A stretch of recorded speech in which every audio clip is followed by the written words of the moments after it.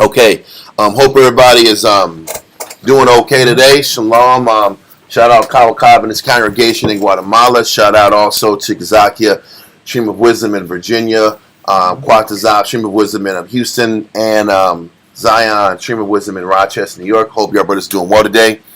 We're getting back at it on the topic we've been kind of going over for the last 4 to 5 weeks. And for those of y'all who haven't been up on the class, we've been kind of attempting to go into a series that deals with the last days, what happens when Christ comes back, what happens to the world when Christ comes back. We've gone into class that dealt with the thermonuclear destruction of America as one of the major signs of the coming of Christ. Yeah. Then we went over a class about how when Christ does come back, he goes to war with a lot of the armies of the world and annihilates them in a very short period of time. Then we went into another class that deals with the angels and how their job was to reap, and part of their reaping job was to gather all the elites and the power figures of the earth and to imprison them for a period of time so that they can sit back here and be subject to bondage for their wicked actions and judgment for their wicked actions. Then we went into the class after that about the wilderness and what's going to happen to our people when Christ does reap the Israelites who are trying to live right and attempting to operate in the Most High's good graces. When Christ comes back on earth, because we've been taught that Christian approach, that classical westernized Christian approach, because it's different, it's East and West. Yep. The classical westernized Christian approach is you're going to look up, he's in the sky, and then he's going to be here with bright angels. The rapture. And he's going to be kissing babies. Yeah. And he's going to be sitting here, just peace on earth. And all the animals will stop eating each other. And we're going to be getting along. That literally is what we're taught. When you look in the Jehovah's Witness manuals, they show the animals getting along and the lions and the cattle hanging out together. When you look at TV, you look at when they do end time. I never knew that the animals were going to stop animaling. They're all hanging out like this. I didn't know the animals were going to stop animaling. Every race, all races combined together in one man. Like what? Yes. Together. Yes, like a summer jam. Like a summer jam. Yeah, let's keep going on. So all these people are together, and they're all having a good time. That's the quote unquote new kingdom. Yes. And then of course when you go Baptist, Apostolic, Christian, Catholic, you're just gonna see Christ comes out of nowhere, angels all in white, and then we get raptured. Yeah. And it's peace on earth, and the bad guy's gonna go to hell. And the reason we're going over all this explanation is because this class goes into after. Well, I'm going to say not after. During Israel's purging. Yeah.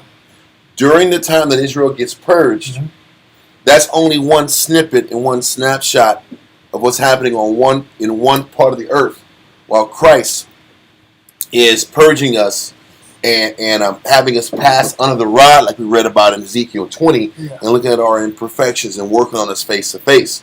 While we are being purged and being prepared to get or to be changed, while we're preparing and being worked on to be changed and to be suitable to be the bridegroom of Christ or the brides of Christ.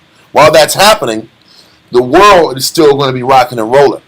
And we explained in the last snippet in the world, these thermonuclear bombs had just hit America and all the eminent places around the world. Major cities, yeah. France, Paris, France, England, London, England, all of these major locations, these other countries were hit hard. And can you imagine, well, America's going to be completely destroyed with thermonuclear destruction, but can you imagine major cities being completely wiped out? Right. And then the people who aren't wiped out, the nuclear fallout and the sickness of the people in the vicinity of the areas, how much sickness and chaos is going to be going all around the world. No power. No power. No food. No. The water system's more than likely going to be polluted. Poisoned. Mm-hmm. What's that? So the radiation, nuclear fallout. So that first wave of people, a lot of people aren't going to make that first wave after the thermonuclear destruction kicks in. Okay, I just kind of want to paint a picture. All the major cities in Europe, major cities in Saudi Arabia, all these countries are going to get wiped out. So when that happens, millions of people are going to die off the face of the earth right on immediate impact of these nuclear bombs. Then once nuclear bombs kick in, the sickness and waves of sickness start to hit people after that. And kill even more. And then all of a sudden people are going to be in complete shock. How are they going to survive? How are people going to sit back here and eat? Everybody's way of living is going to be completely turned upside down. So let's go into scriptures with that in mind. And while the Israelites are being worked on and catching hell in sand, because we're going to be in sand, protected, but that has its own sets of battles of its own in that desert. The wilderness, i.e. the desert. The wilderness, i.e. the desert. We explained that last week, how there were major challenges there for us. But the rest of the world is even scarier. Will still exist, though. The rest of the world will still exist, and we have to see how that works out. So we're going to go into 2nd Esdras, chapter 15. Let's go to verse 40. I was going to start at verse 46, but I think it's important to start at verse 40 because it kind of gives you an idea of these bombs I was talking about. That's page 34 in the red book. Now, this red book is referred to as the Apocrypha, which in Greek means hidden books. During many of our captivities, there were additional writings that were connected to the Bible. And also, you can tell this is a 1611 edition Bible that has all of these Apocrypha or hidden books connected to them. So we're not just sitting back here and just taking a separate Bible out, just adding things on. This Apocrypha, if you look historically, is actually put right in between the end of Malachi and the beginning of Matthew. So the Bible's in a chronological order. It's in a chronological, well, to a degree. Not really. I was saying to a degree, but what I'm saying is they always say, they call it the intertestamental period, where we don't know what happened for 400 years. Just 400 years of information just disappeared. No, it's not the case. 1865 approximately, the Catholic Church had a meeting and they said, we're going to pull these books out of the Bible. And decide that and make the decision that they were non-canonical. Yeah. That's what they said. But in actuality, the information is very important and relevant to tie in prophecy and different understanding that coincides with the Bible. You're going to sit back and read in 2nd Esdras, what we're going into, and a lot of the things spoken on in 2nd Esdras is talked about in Revelations, Isaiah, Ezekiel, and Jeremiah, and all of the major prophetic chapters in the Bible. So, without further ado, let's get 2nd Esdras 15 Salakia, 15 and verse 40. 2nd Esdras chapter 15 and verse 40. The great and mighty cloud shall be lifted up, full of wrath, and the star, and they may make all the earth afraid. He says, and the star, that they make all the earth afraid. We went into these classes over the last few weeks, how that star is talking about that thermonuclear bomb. And the reason the Most High or the prophets explain them as stars, because when these bombs are in the air, they look like stars or they look like fire. Whether it's from the jet propulsion, that they get shot from, that fire comes from the back, or if it's at nighttime, all you'll see is this star that's in the air and it's falling down, and you see explosion. During the Gulf War, or many years back, you'll sit back here when it was during an Operation Shock and Awe. Yeah. When they were sitting back here and bombing Iraq, all you saw was these stars in the air, hitting the ground, boom. Or 2 weeks ago, when Iran was bombing Israel, you saw these stars in the air. Somebody was videotaping it at night. It looked like little stars. Like falling and all of a sudden it was boom. Exactly. Boom. So this is how the prophets are explaining modern day warfare. From their perspective. Because they're not going to sit back here and say, yeah, this was a Su-35 United States aircraft that's dropping nuclear warheads over this location. It's not saying that. All they do, they're explaining right here, the clouds in this situation, we're talking about the planes that were nuclear capable. Like the United States plane that's nuclear capable is the Su-35. That bomb actually is capable of doing massive damage and dropping these nuclear warheads. So some of them are going to come out of silos, and some are going to sit back here and come out of actual planes that are nuclear capable. So let's continue. And the great and mighty cloud shall be lifted up full of wrath, and the star that they make all the earth afraid, and them that dwell therein. He says the whole earth. Why would the whole earth be afraid of a star? It doesn't make any sense. The whole earth is afraid of thermonuclear destruction. Yeah. That's what the whole world is afraid of. The whole world is afraid of dropping these nuclear bombs, and there is no more existence of millions of people in one time. And they have those doomsday clocks since the beginning. Well, not the beginning, but around the 50s. Since the Cold War between the United States and Russia. Yeah, they've had a doomsday clock saying, based off of world events, we're this close to the end. And since the Cuban Missile Crisis, during the time of John F. Kennedy, we have not been this close to thermonuclear destruction since then. All it's going to take is a lack of diplomacy, a lack of patience, and we're already in the precursor of World War III. We're just a little bit more. We're not very far away from full-fledged World War III. Hot war. So yeah, exactly. It's getting hot. When he says hot war, it's talking about United States is shooting at Russians. Oh. Right now, they're using proxies. The United States is using proxies to fight against an enemy that they intend to dethrone. Hot war is when it's United States is in somewhere in Russia and they have boots on ground and they're fighting and attacking a town or a city in Russia, or vice versa. That's a hot war. Okay, so let's continue. And they shall pour out over every high and eminent place an horrible star. This horrible star. That means if it's going to go to every eminent place, that means there's multiple horrible stars. Multiple nuclear bombs that's going to every eminent place in America, every eminent place all across the world. Because when it's time to sit back here and blow things up, yes, many nuclear bombs are going to the United States, but all the beef that North Korea had with South Korea, what's going to happen? It's going to get settled. North Korea's going to sit back here and get their pound of flesh. And Japan. And Japan too. Because North Korea got beef with Japan. They got beef with South Korea. All of it's going to get settled. China's going to get theirs against Taiwan. All these China probably going to hit Australia. Everything's going to get settled. Pakistan versus India, that's going to get settled.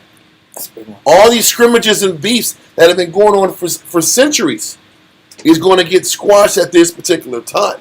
And this is how every eminent city is going to get touched. Because all the beefs are going to get sorted out at that time. Okay? Israel's going to be bombing Iran. Iran's going to be dropping nuclear bombs against Israel. This is how everything gets settled. Turkey has beef with Israel. Turkey got beef with a bunch of countries. Got beef with Greece. Turkey and Greece have major beef. So, all we're trying to explain is these big stars are going to be hitting in eminent places all around the world. Read on. Verse 41. Fire and hail and flying sword. Now you know that this star also has fire coming from it. The stars are going to cause fire. Those mushroom clouds, fire, hail, flying swords. A lot of times these bombs look like flying swords when they're in the air because they have a pointed tip. And the purpose of a sword is destruction. Let's continue. And many waters, that all fields may be full, and all rivers, with the abundance of great waters. Let's continue. And they shall break down the cities and walls, mountains and hills, trees of the wood, and grass of the meadows, and their corn. So he's saying that these bombs are going to destroy cities and walls, meaning borders, are going to get wiped out. There's not going to be borders anymore. Cities are going to get wiped out. Mountains and hills, trees of the wood. I mean, these bombs, maybe not the specific nuclear bombs are going to hit these outskirt places, but other bombs are going to be hitting these outskirt places also. And trees of the wood. Just like California catches on fire and it takes forever to stop this fire These going wildfires on in California, those wildfires are going to be everywhere. Mm-hmm. So, fires, destruction, nuclear bombs. Read on. Verse 43. And they shall go steadfastly unto No, he Babylon. says, and grass of the meadows and their corn. What is that's important? Because these bombs are going to be destroying food sources. Oh, yeah. Because corn is, when you say corn, it's talking about all of your, it's just talking about how you survive. It's your staple foods. Your staple foods are going to get wiped out during these bombs also. They're already destroying food manufacturing plants all around the United States. They're starting to privatize the farms. I don't know if y'all know that. All around the world, corporations are buying farms. Corporations and government is buying farms. To control the population. Well, that's the point. Listen, if you control the food, you control the people.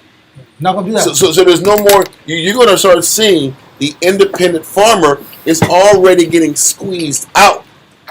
The independent farmer no longer has any way to sustain themselves. Okay? So the corn is going to get attacked. Listen, the majority of the corn is going to be in these missile silos for the elites. Everybody else, the remaining farms that are there are going to be attacked and hit also. It's important to explain this. Because if the corn is going to be destroyed, if the food supplies are going to get destroyed, how are people going to eat being used to living like this? Being used to living like, I'm just going to go to H-E-B, or I want to go to Valero to get something, grab a bite, or get a beer.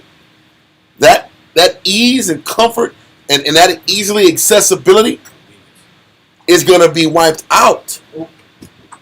So the bombing is going to sit back here, destroy millions. The fallout is going to destroy millions. The sicknesses that come behind it, that's part of the pestilence. Part of the pestilence. Let me not go too far ahead of myself. Let's continue. There's plenty of sadness in this chapter. Let's keep going now. 2nd Ezra 15 and 43. And they shall go steadfastly unto Babylon and make her afraid. Babylon's going to sit back here and fall. Those bombs are headed to Babylon, which scripturally means America. We've gone over that numerous times. Read on. They shall come to her and besiege her. The star and all wrath shall they pour out upon her. He says, how are they going to be besieged? By that dreadful star. Or those dreadful stars are going to be sitting back here and besieging this country. And all wrath shall pour, read on. Then shall the dust and smoke go up unto the heaven. I'm sorry, and all wrath shall they pour out upon her. All of the nations, when you sit back and connect this Revelations chapter 17, are going to turn their back from their ally America, and all the major countries are going to sit back here and use a lot of their supply of nuclear bombs on America. We read earlier in different chapters that America's going to be bombarded so much that it's going to split three ways. Okay? Read on. Come, then shall the dust and smoke go up into heaven, and all they that be about her shall bewail her. Everybody that's around America, everybody that survived off the United States economic system, which is damn near everybody. Like we mentioned earlier when we were offline, even when BRICS switches their financial system and how they operate business to a different currency, the world is still functioning off the petrodollar as of right now. And America's economic system is still keeping this place afloat. And specifically, all of these NATO countries are living and dying by the words and the advice of the United States government. Britain has had its highest inflation rate in 15, 20 years because they've listened to the instructions of the United States and sending all their resources, their military resources, and monies and millions of dollars to Ukraine. France is under. All these countries that have been sitting back here and following the United States, and Germany in particular. Germany has been deindustrialized, and they've been screwed the biggest by following the United States. The biggest. They allowed the United States to blow up Nord Stream so that the cheap gas that Russia was giving to Germany that fueled their economy is now a thing of the past. Yeah, the Nord Stream pipeline was inexpensive energy and the commodity, inexpensive energy, so they can sit here and thrive. That sustained the entire Europe. We blew that up, right? And so now they set to buy energy. Who they buy it from? India and China. Well, also U.S. No, well, that too. U.S., India. But when they buy it from China and India, it's 3 times the normal rate. Yep. So who are paying for it? The consumer. And the consumers are the ones who was losing millions. Businesses are collapsing. Small companies. I think Volvo or Volkswagen is went out of business. Yeah. Wow. That's my point. That hasn't happened. That's major.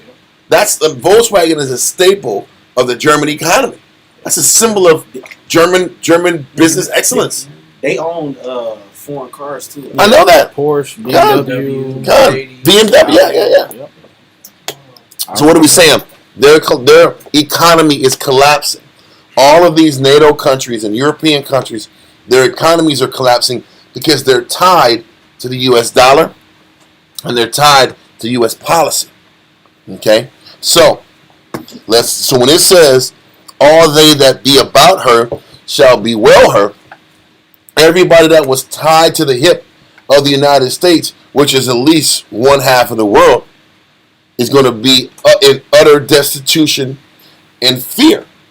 Because all their economies are collapsing on top of all these catastrophes happening all around the world. It's the end of Western civilization. And it's going back to primitive, animalistic. Yeah, we'll get there in a little bit. Cool. We're not there yet. People are just in shock right now.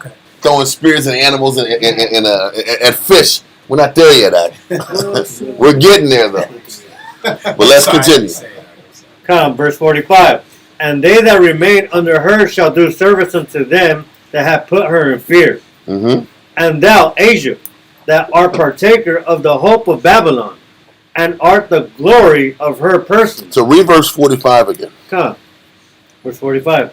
And they that remain under her shall do service unto them that have put her in fear. So listen. So what they're saying is, the people after the United States is destroyed, there's still going to be a pocket of nations that they're going to try to maintain the momentum of Babylon. But it's going to be to no avail. Read on. 46. And thou, Asia, thou art partaker of the hope of Babylon, and art the glory of her person. This is important. I want to show a picture, you guys. Maybe if you guys can go online to look at this picture, because when you sit back here and when they say Asia, the first thing you think about is China. You think of the Far East. You think of Vietnam. You think of Thailand. But when you look at scripturally during the time of Ezra, Asia started in Turkey. Asia starts in Turkey. Asia Minor. Asia starts in Turkey. So that's the start. When he's talking about Asia, is everywhere from Turkey east is Asia. Yeah. Okay? Got to be conscious of that. There's another picture. Once again, Asia starts here in Ephesus, which is present-day Turkey. Okay? Then you get the bigger globe, which we're still conscious of Asia being around Turkey. If we're conscious of Asia being around Turkey, he's going from Turkey all the way east.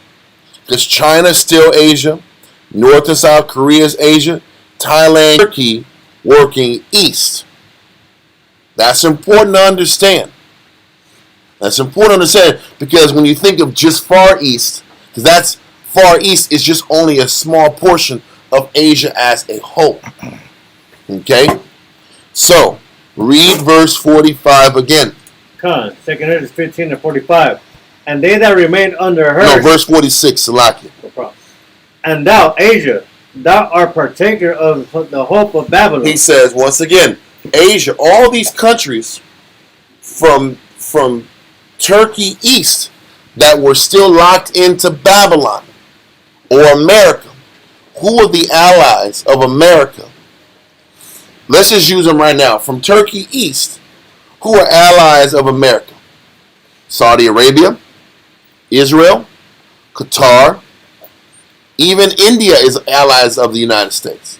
Taiwan, Japan, Australia, South Korea.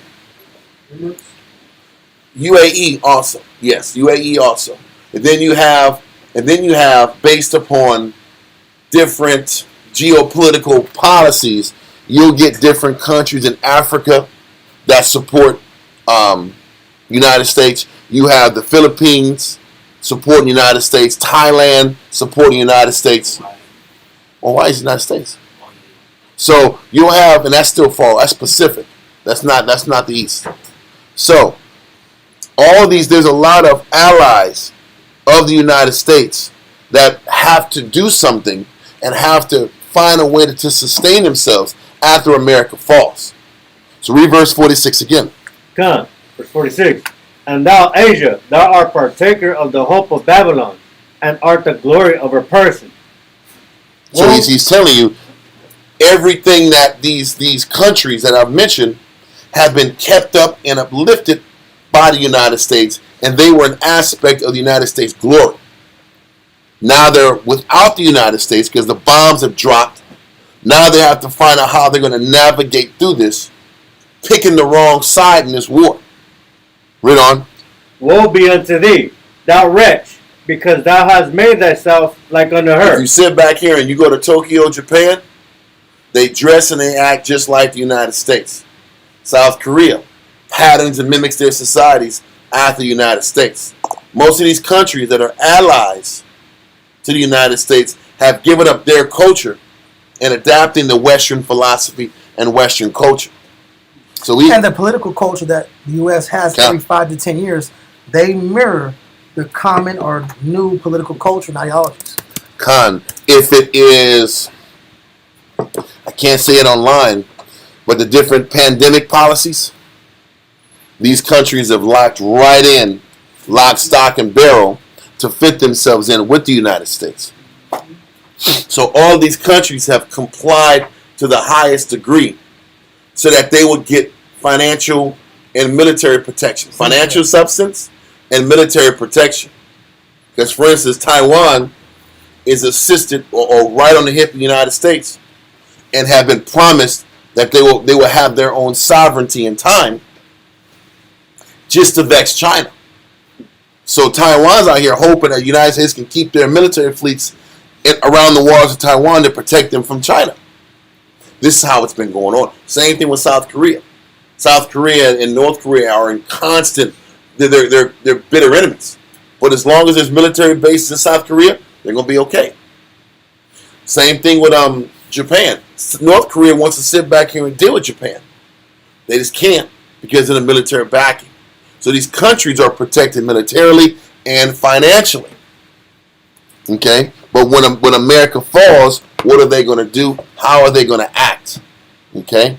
And this is all happening while Israel is being pled with in the wilderness. Read on. Verse 47. Woe be unto thee, thou wretch, because thou hast made thyself like unto her, and hast decked thy daughters in whoredom, that they might please and glory in thy lovers, which have always desired to commit whoredom with thee. He says, every place Esau comes to, their purpose and intention is to corrupt the people and the culture of the ones they come into co-inhabit.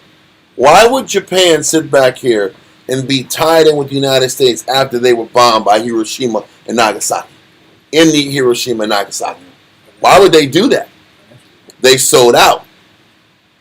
Because the promise was, we'll sit back and buy your products. Because how does Japan survive and thrive?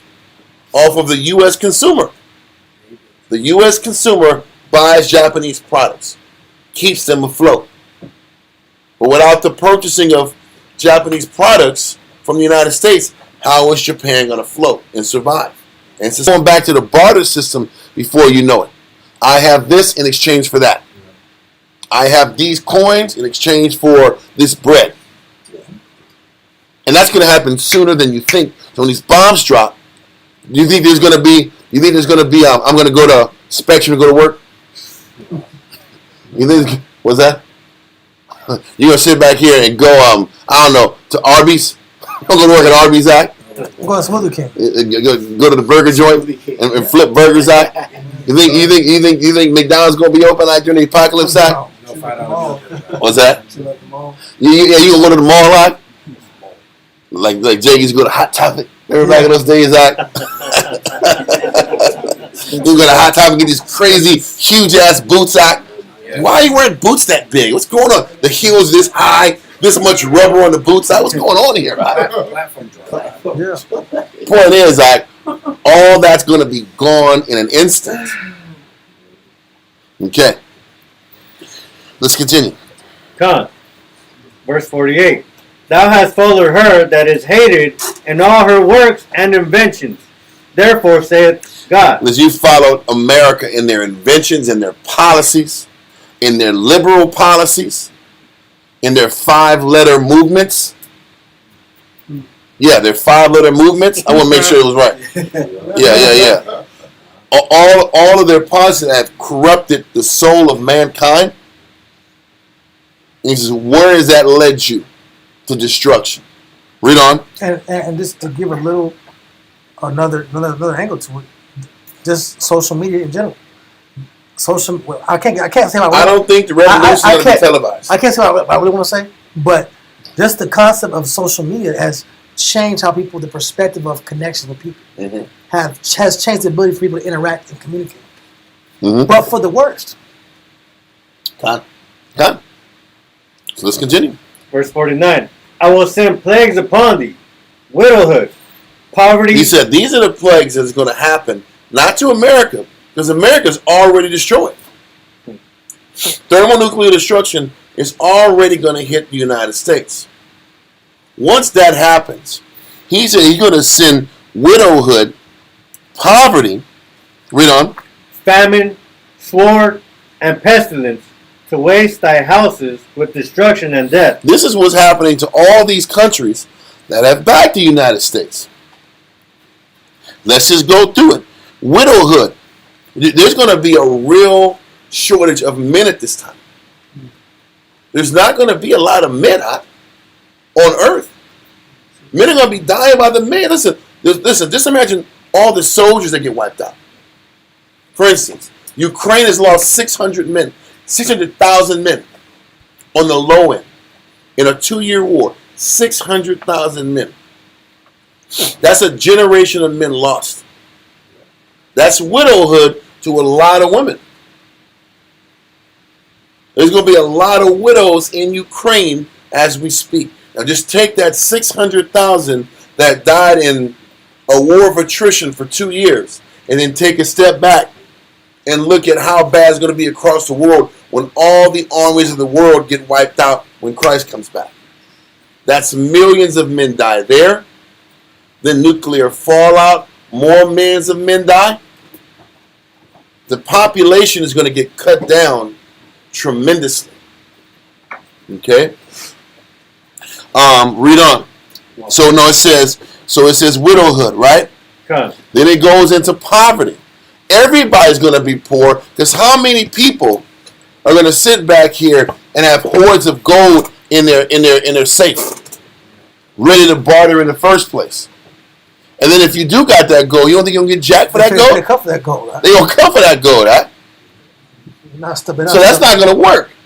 You have to be careful how much gold you have on you. No stopping in the apocalypse.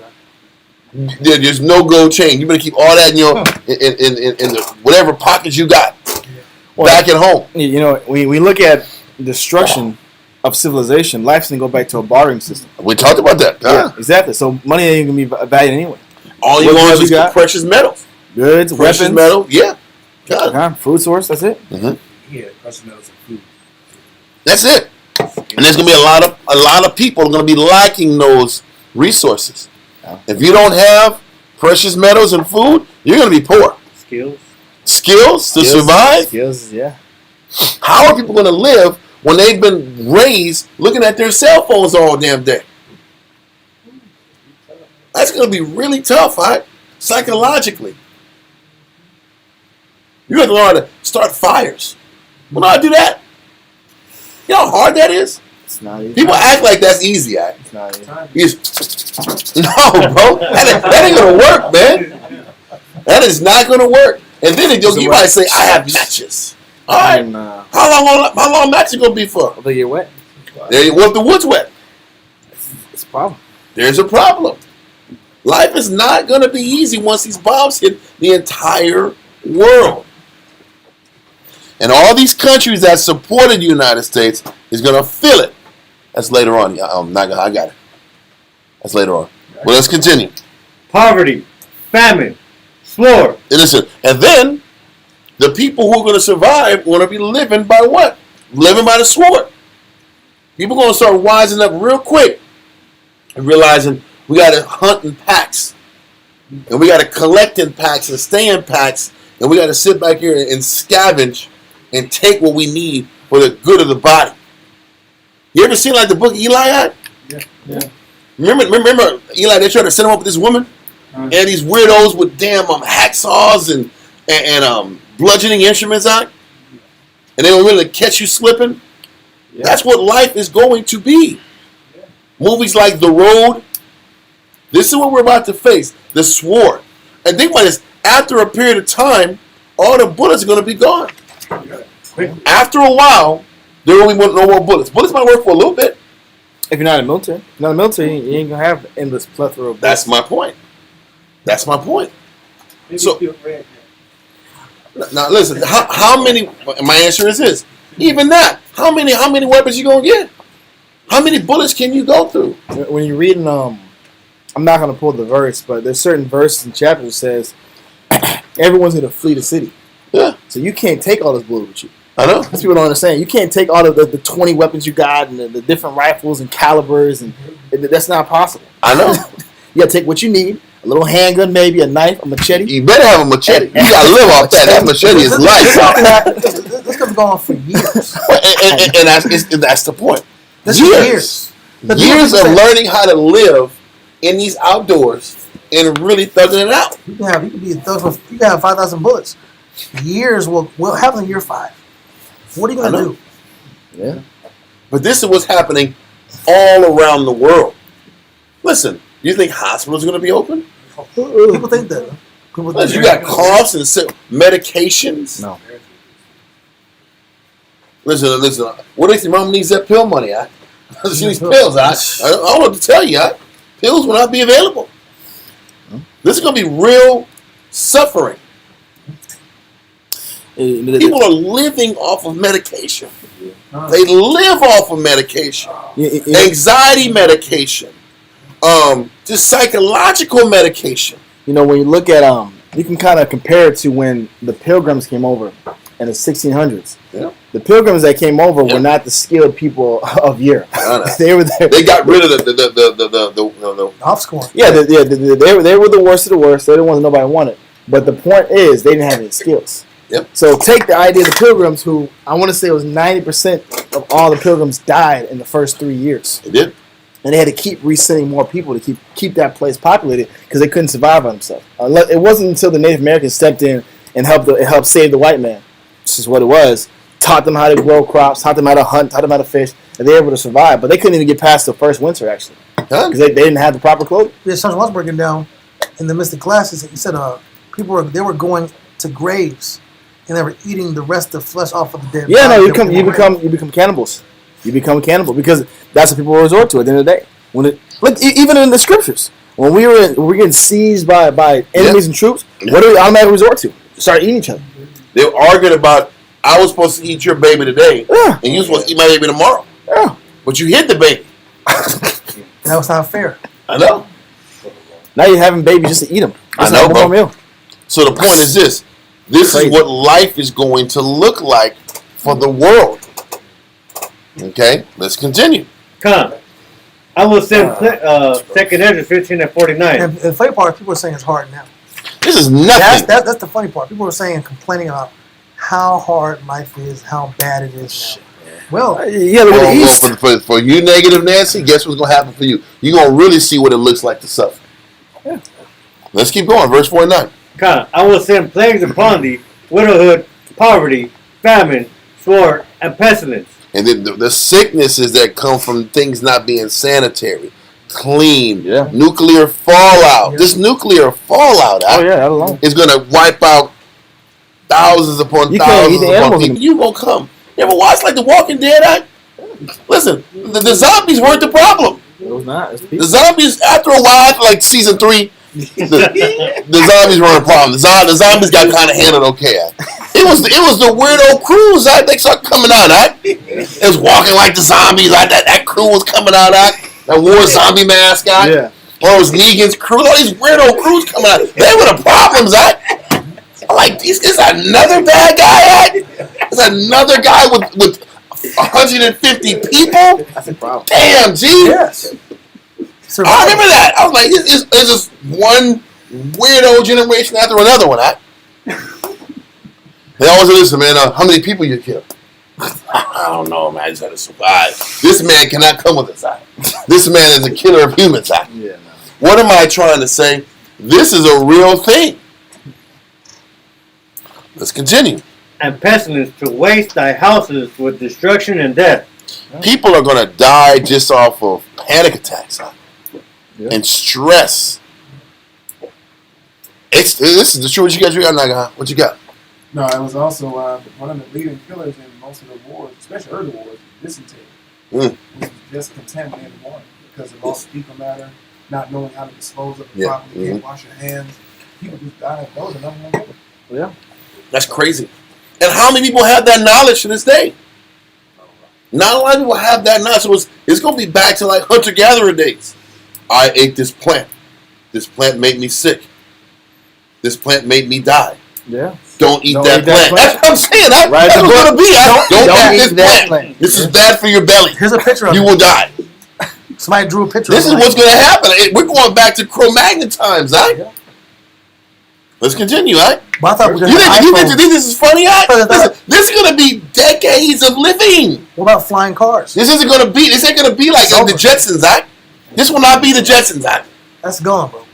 You know, that's what you thought it was going to be in 2020 something? Yeah. This is all these flying planes and these cars. Yeah, exactly, yeah? Space dog. These space cities, these space cities, act. It's Future, not going to be that, the right? future is canceled, bro.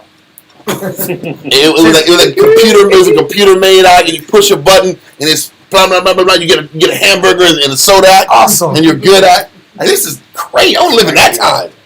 It's not going to be that way. We're going back. We're going to go back. What's that?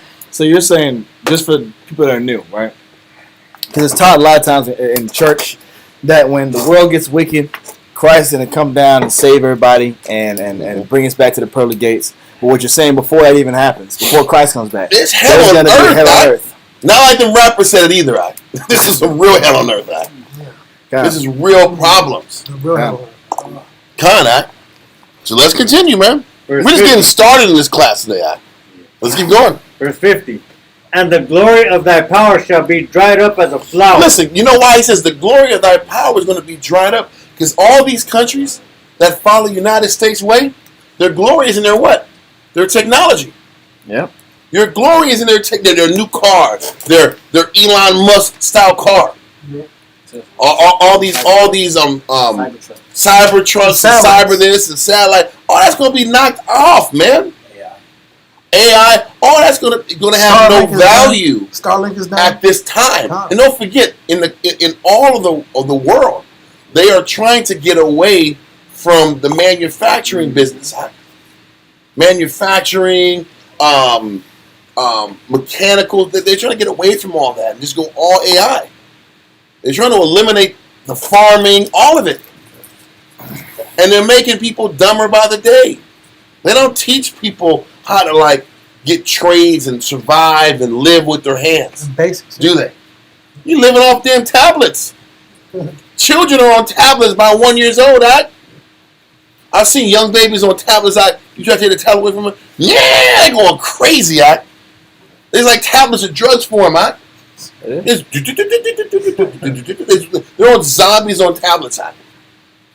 People don't know how to operate with real human beings. Just look at technology now. People don't even talk to nobody. How you gonna go deal in the real world? How you gonna pick up if this guy is gaming me or not? if this dude trying to hustle me or not. You're just completely lost. He's sick. Come over here. No, I'm chained up. You ever see the road act where dudes are in the bottom of the damn bottom level of the house act, and dudes walk around with one arm act and one leg, and they're like moaning? Have you ever see that part act? Watch The Road. And it was one of the worst scenes ever. When there was this mother, and her two sons out. They lived in a house, and the father and son, which was the good guys, they went into this house. They were trying to find a place to squat and rest, and nobody was upstairs. So they just kept looking down, and they went downstairs into the scavenging food in the basement. And they went down there, and the door was open, so there was enough light to show what was going down there. There were like 6 people that were like in chains, and they were starving, and they had been hacking off body parts, because if you kill them, you can't keep them. Meat spoil. So they got to cut parts of their body off by the day, but they're so weak they can't move. They can barely go up the stairs. So the guys are coming down. The father's coming out. Just stay close. And the guys were like,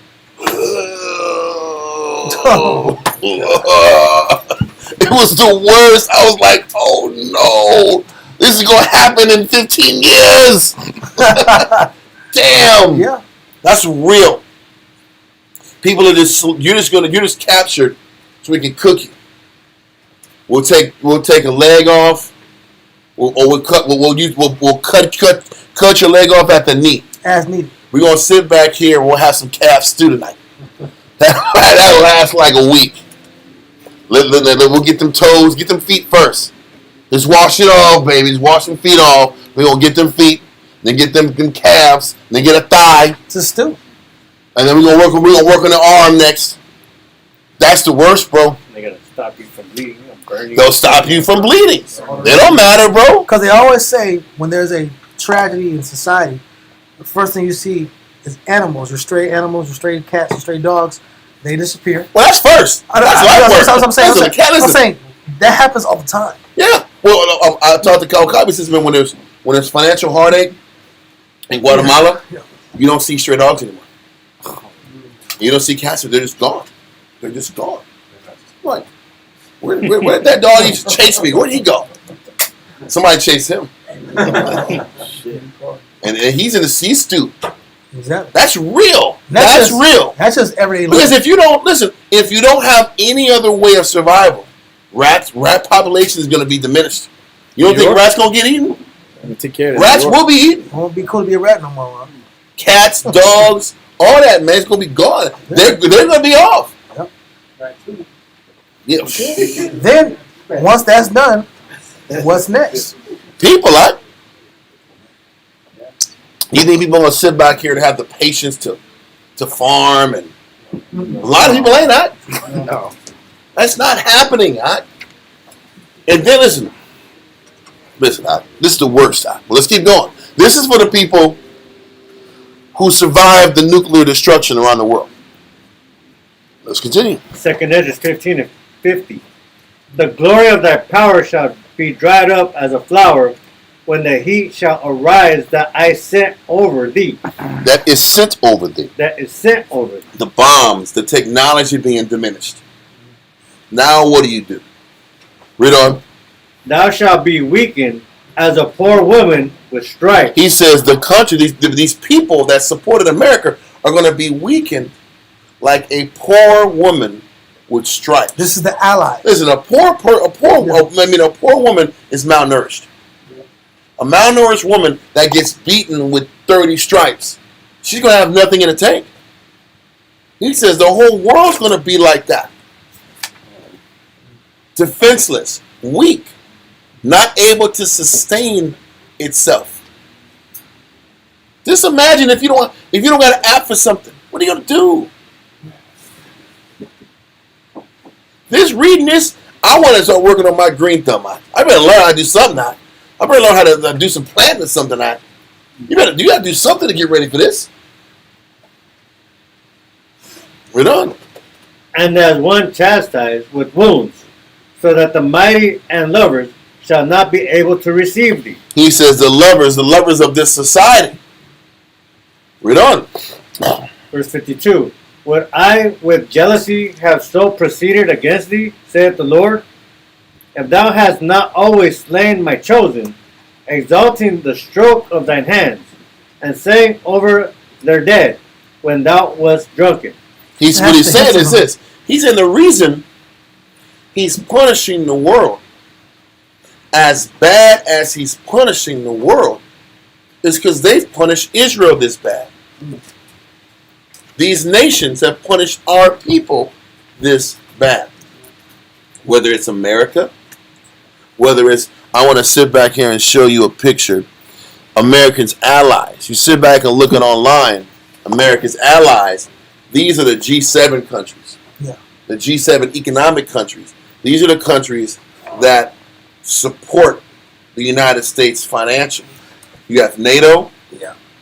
You have Britain. You have Japan. You have Italy. You have France. You have Japan. You have Canada. These are all these countries that were the top dogs in exploiting the other countries around the world.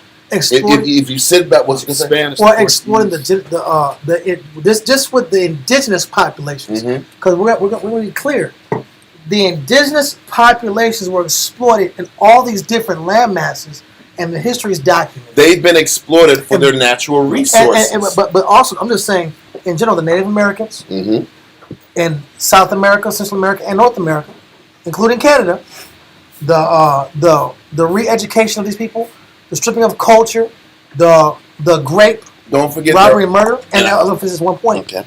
And the blood and the mining they did to establish the financial basis of these countries. Yes. Like we complain about, well, not we, but people used to complain about record labels are funded by drug money.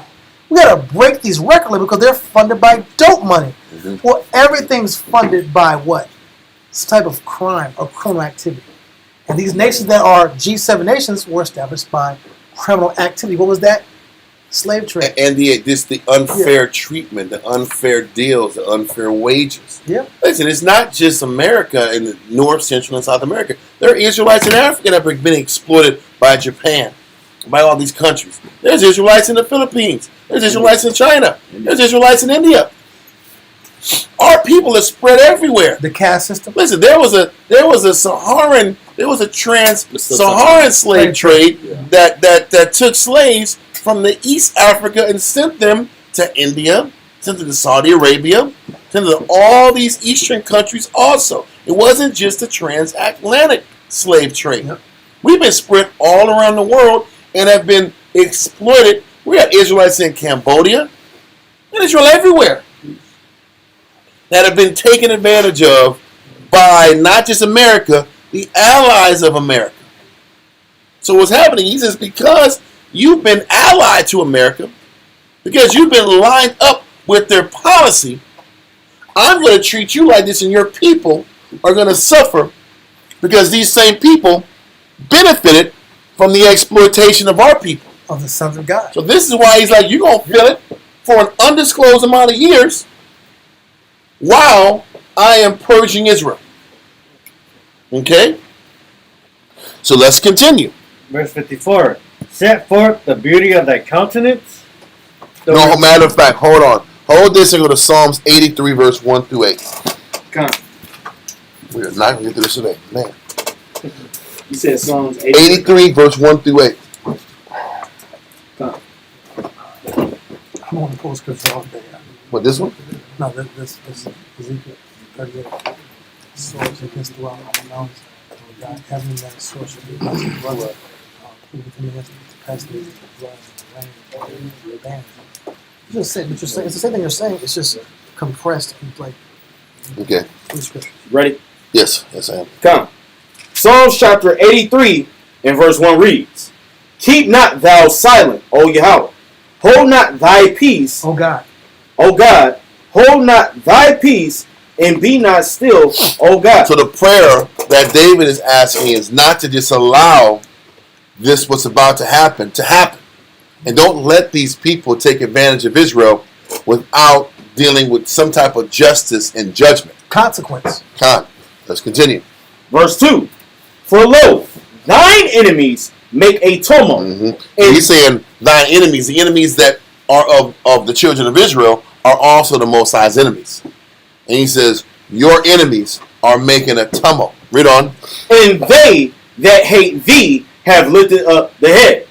They have taken crafty counsel against thy people. And this is what's happening with all of these entities, these G7 countries. Hell, even BRICS countries. Let's be honest. Nobody's talking like Russia is this righteous, noble set of people, that China just loves the black man. No, they don't. They're going to use our people up like America used our people up. And the corporations have really exploited their workers. And these workers are who? Who is the Listen, if China don't care about their own people. Like, so you think they won't give a damn about the Jew? Exactly. They don't. And they know that they can take advantage of the indigenous people and get their natural resources.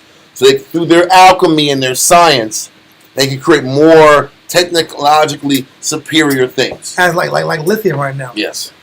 People in South America and cobalt. And cobalt, they're trying to protect their lithium supply because they got something in the ground now. All of a sudden, now they're a target. You're a target because what's under Bolivia, in particular, is a major target.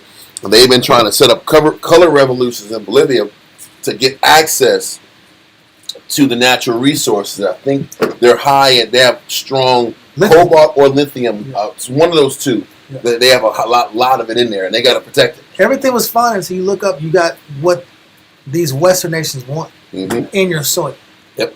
Now all of a sudden you're going to have governments flip, head of state flip, assassinations, and then occupations. And with corporations. Yes. They use corporations to occupy you, and then start changing the political policies. Now the people are becoming more and more poor. Got it. So this is what's happening, and this is the tumult. Let's continue. Verse 3 from the top. They have taken crafty counsel against thy people, and consulted against thy hidden ones. They have said, come, and let us cut them off from being a nation. Listen, how do you cut somebody off from being a nation? You take away their natural resources. You take away their ability to use their natural resources to build their own country. There is a reason that guy, Burkina Faso, he sat back here and kicked out Britain. He already kicked out France. Now he's kicking out Britain because Britain has their paws into their gold mines. He said, no, y'all got to get out of here too. We're kicking all of y'all dudes out, and we're going to sit back and nationalize our gold. We're going to nationalize our natural resources. That's a dirty word politically. You can't say, listen, say to nationalize. You got to let them know how bad to nationalize back in the 40s and 50s.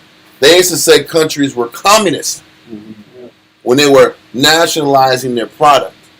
But the only way to make your country viable and self-sustaining is to nationalize your product, one, and then two, be able to dig for your own product and then have the machines, purchase the machines to manufacture your product, and then you can sell. For example, just real quick, once England got kicked out of the mining areas in Burkina Faso's land, they said, "Oh man, we can't lease you the mining equipment." Yeah, that's the deal. So okay, you gonna kick us out? Then we're not giving you the equipment to sit back here and extract what you need out of it. Because we're gonna keep you weak. It's the mining equipment, then it's the workers. Because what they don't tell you is you have to get the loans from the IMF. Yep. But the loans come with the stipulation of you have to buy our equipment, you have to hire our workers, and we'll just deny your loan.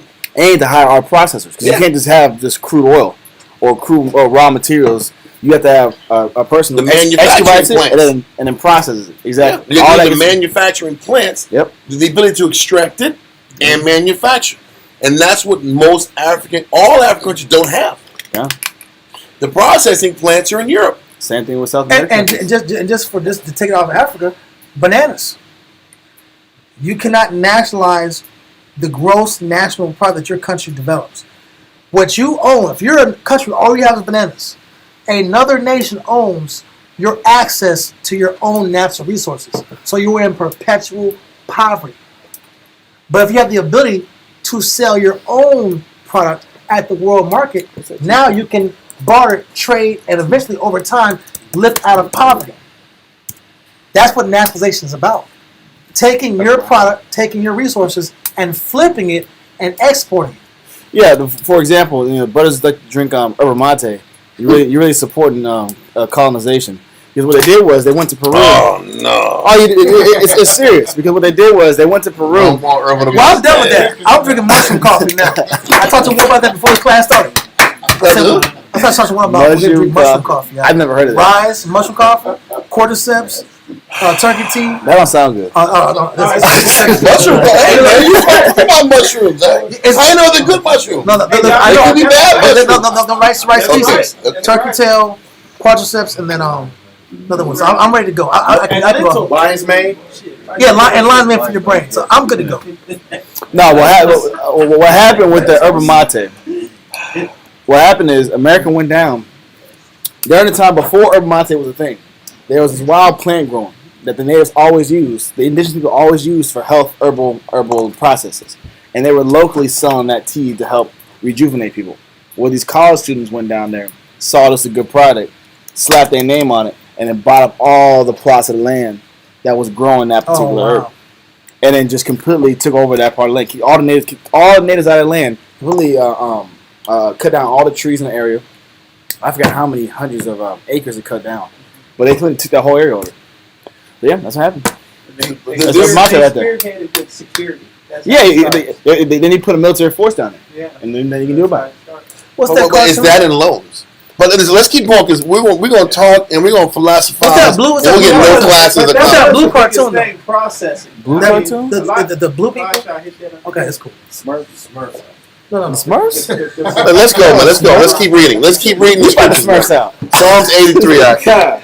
Psalms 83. Verse 3, man. God, Papa Smurf, stuff want like three this yet? out here. No. Give me four. Come, verse 4.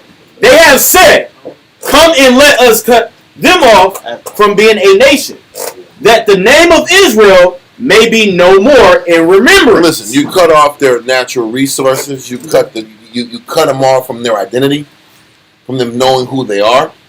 You give them a bastard language to speak. Yep. You take away their culture. You take everything away from them. Their identity, their power, the knowledge of their power. Read on. Come, verse 5. For they have consulted together with one consent.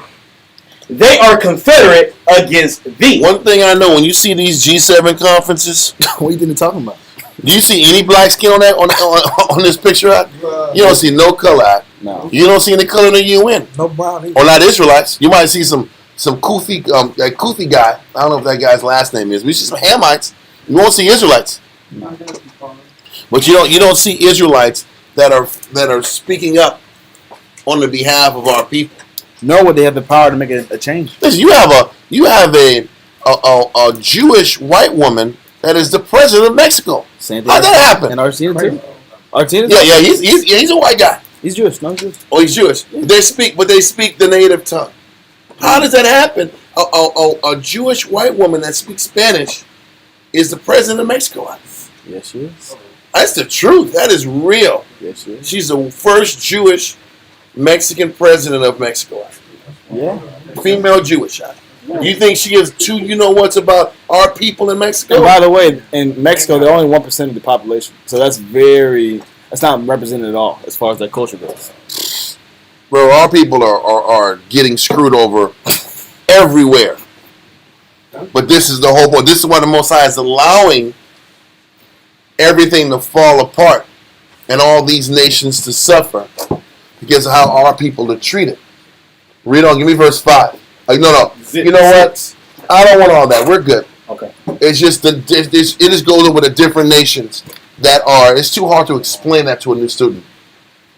But just know all the nations are confederate against Israel. Let that go, and let's go back to 2 Corinthians 15 in verse 54. You talk about the real Israelites, not the people. Not the ones that are quote, yes, false Jews, the fake Jews that are in Israel right now. Exactly. The people that went through captivity, slavery, and colonization. Yes. Colonialism. Let's go. Let's get verse 54. 2 Ezra chapter 15, verse 54. Set forth the beauty of thy countenance. Mm-hmm. It says, the reward of thy whoredom shall be in thy bosom. So he says the reward of your whoredom will be in your bosom. When you sit back and look up bosom in 1828, it says place of secrets. Place of secrets. So it says that means all these countries are going to have major internal problems.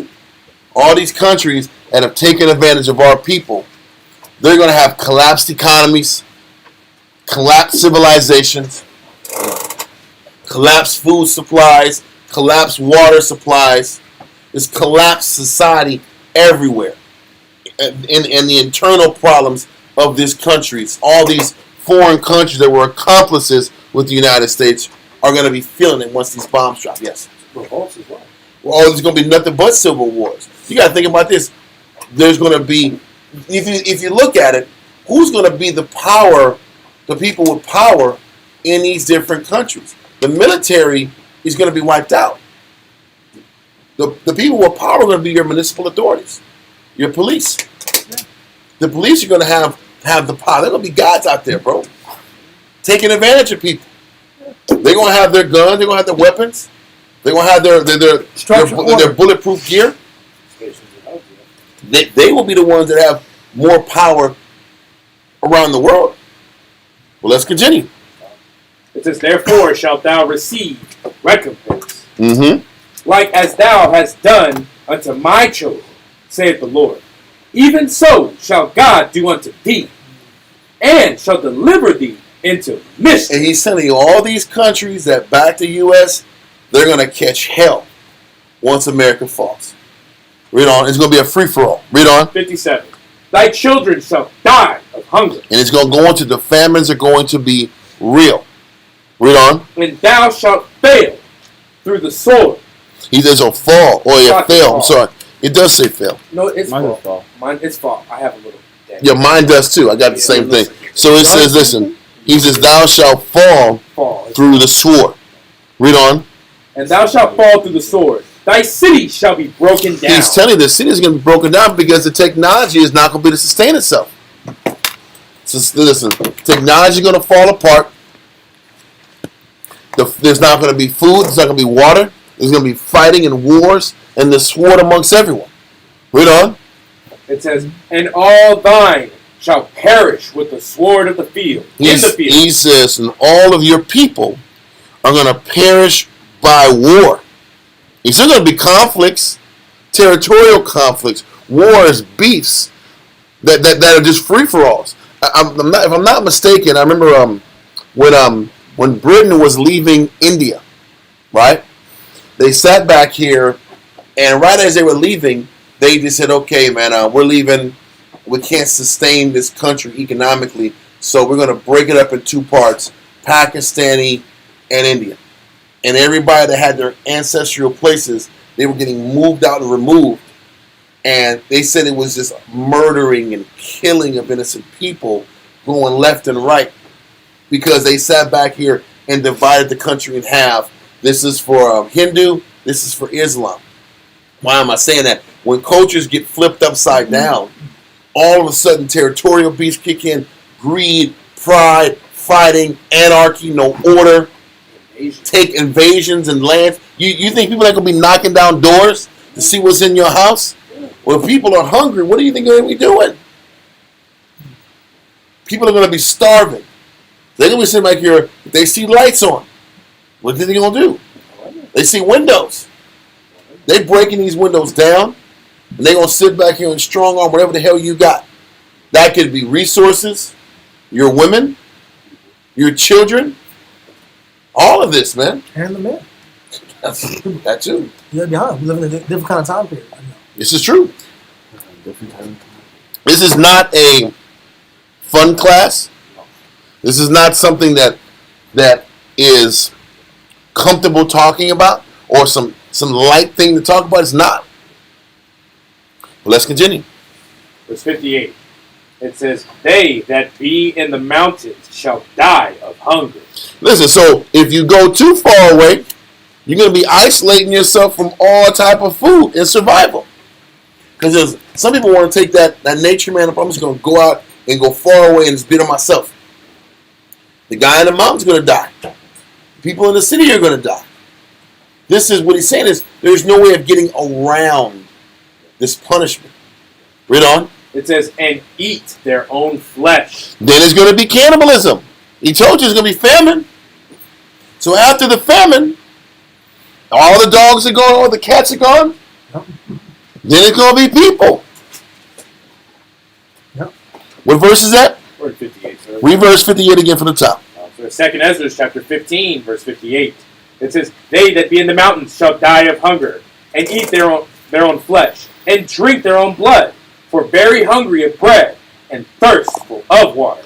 Bro, all of this whole society is collapsing. People are going to believe in the cities, but they're not going to be able to hack it in the country. And they're readily... Listen, when the bombs hit, do you really think these bombs aren't hitting these water supplies in these cities? That's how there could be no water. The water supplies are wiped out. What are you going to do when there's no water? Power grids. What's that? Power grids. Power grids is why. Listen, that's con. It's not. You can't use the water filters either. Well, To filter out that. They're gonna try. Radiation. Somebody's gonna try. They're gonna. It's like that Curious George with the ether bottom next door. You're gonna try, and it's not gonna work out. That's gonna happen. I'm serious. Filter out radiation. But I'm saying that people are gonna be desperate. Exactly. They're gonna roll the dice. It's not gonna work out. Like I said, we're gonna let that go. That's all I want from that chapter. But the next chapter isn't much easier and nicer. Let's go to 2nd Ezra, chapter 16. Yeah, listen. We're going. Yeah, hell yeah. 1 through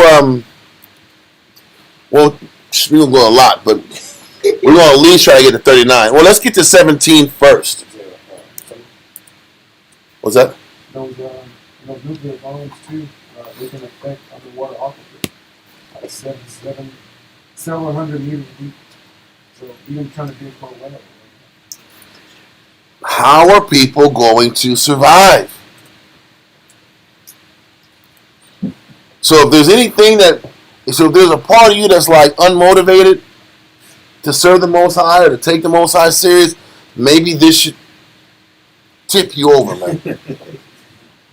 If there's a party that wants to sit back here and not really be committed, maybe these type of classes would kind of shake you up and make you want to take this word serious. Because I'm telling you, this is not for the faint of heart.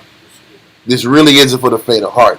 So in 2nd Ezra, the end of 2nd Ezra 15, verse 40 to 58, talked about the allies of the United States, right? As we read here in chapter 16, it gives you everybody. He's talking about everybody at this point in chapter 16. The end of 15, this deals with those allies in Asia of the United States. So let's read verse 1, 2nd Ezra 16, verse 1. 2nd Ezra chapter 16, verse 1. Woe be unto thee. Woe means destruction. Woe means destruction. So destruction unto thee. Read on. Woe be unto thee, Babylon, which is and America and Asia, which is all those countries from Turkey eastward. This now he's talking about the entire region. This isn't just talking about the allies of Babylon. It's talking about the entire region of Asia. And I'm going to show it again on the screen. What is Asia? Asia is everything from Turkey and it's light brown. Everything in this light brown is Asia. Turkey, Saudi Arabia, Russia, Iran, India, China, the whole nine. Now we're dealing with everybody in the region, not just the allies of America. Let's continue. Woe be unto thee, Egypt and Syria. He's talking about Egypt now. Egypt's talking about the region of Africa. They didn't have all those. They didn't have a bunch of different breakdowns of names back in those days. You might have had a few cities in northern Africa and Ethiopia and Egypt. So he says, woe to Africa and woe to Syria, which is the Middle East region. Okay, destruction to all these spots. Read on. Verse 2. Gird up yourselves with clothes of sack and hair. So it says, when he says, gird yourself up with clothes, with sackcloth and hair. That what he's saying is, prepare yourself for times of mourning. Prepare yourself for sadness, fear, and uncertainty. Read on. Bewail your children. He said, feel bad for your children. Be sad for your children. Because what you don't want to have is young children during this post-apocalyptic time. This is not the time to be having a bunch of babies that don't have enough milk, don't have no water and food. Why do you think we push urgency so much?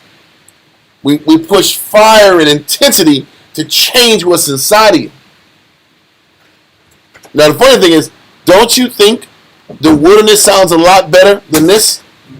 At least in the wilderness, you know the Most High is going to look after you. You might have to wait some time, but he's going to come through. Here, you don't know this is going to be your last meal, literally, in these post-apocalyptic times all around the world.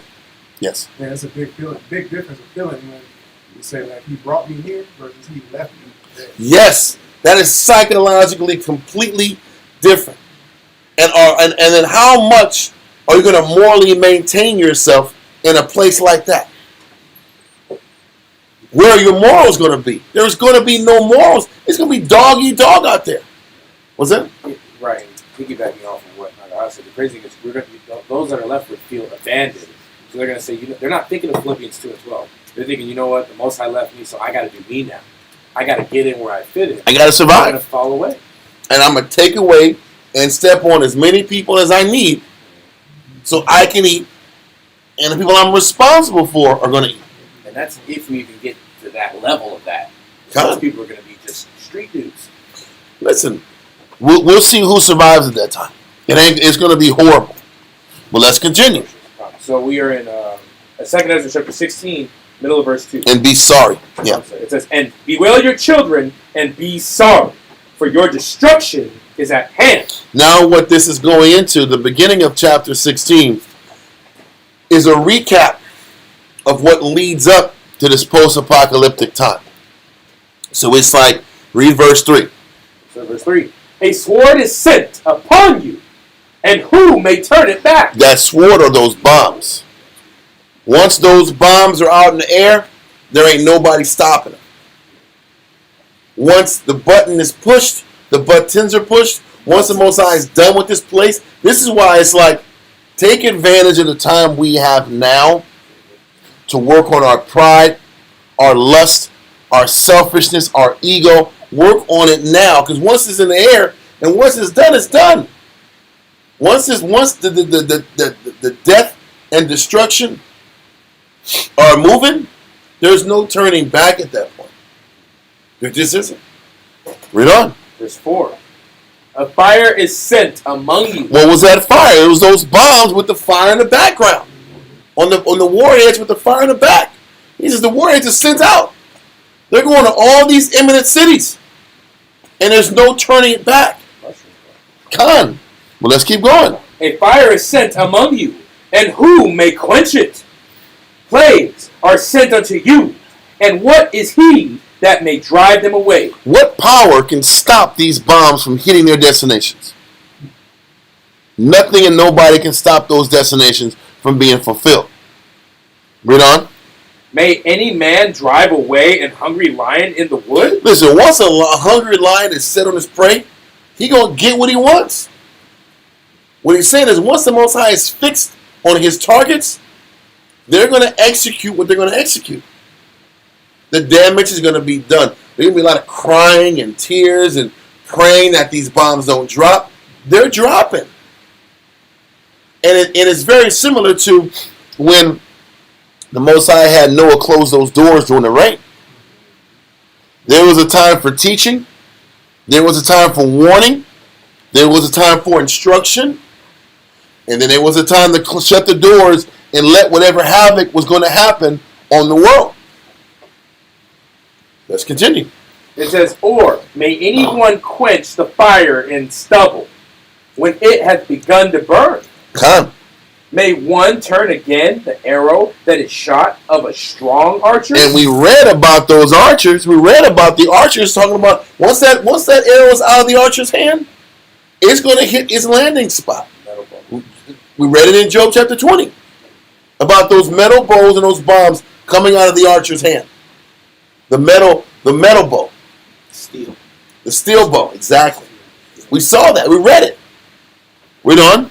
It says, "The mighty Lord sendeth the plagues, and who is he?" So once again, the Most High is going to put it in the heart of Putin, United States, Macron, whoever the heads are in these different countries. He's going to put it in their heart to escalate these wars and say, forget it, we got to just go for it. Netanyahu, he's the one sitting back here on all these men's mind, working on their minds to set the right time for these bombs to be executed. Read on. It says, "And who is he that can drive them away? A fire." What verse are we at? Verse 9? Verse 9 right now. Yeah, continue. It says, "A fire shall go forth from his wrath. And who is he that may quench it? He that casts lightnings. And who shall not fear? He shall thunder. And who shall not be afraid?" Mm-hmm. Read on. Okay. No. I got it. Start off? Yeah. Okay, I'll take over verse 11. The Lord shall threaten, and who shall not be utterly beaten to powder at his presence. He's telling you, everybody, when it's time, he's gonna destroy who is meant to be destroyed. Read on. Verse 12. The earth quaketh, and the foundations thereof. The sea ariseth up with waves. Stop it real quick.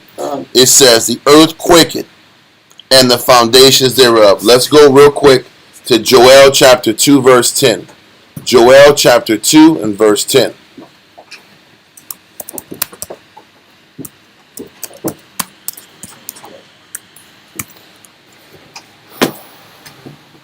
Joel chapter 2 and verse 10.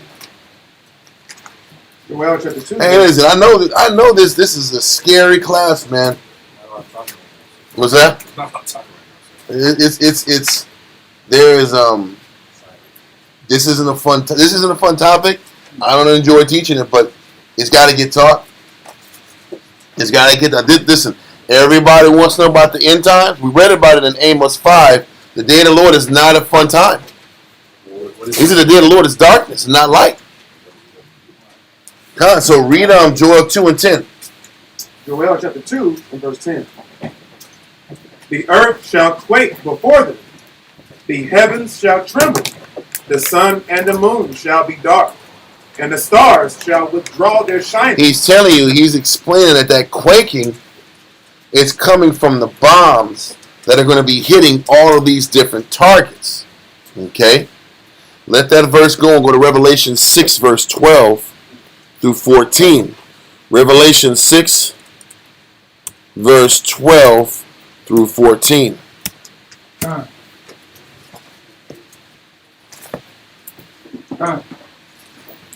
Revelation chapter 6 and verse 12.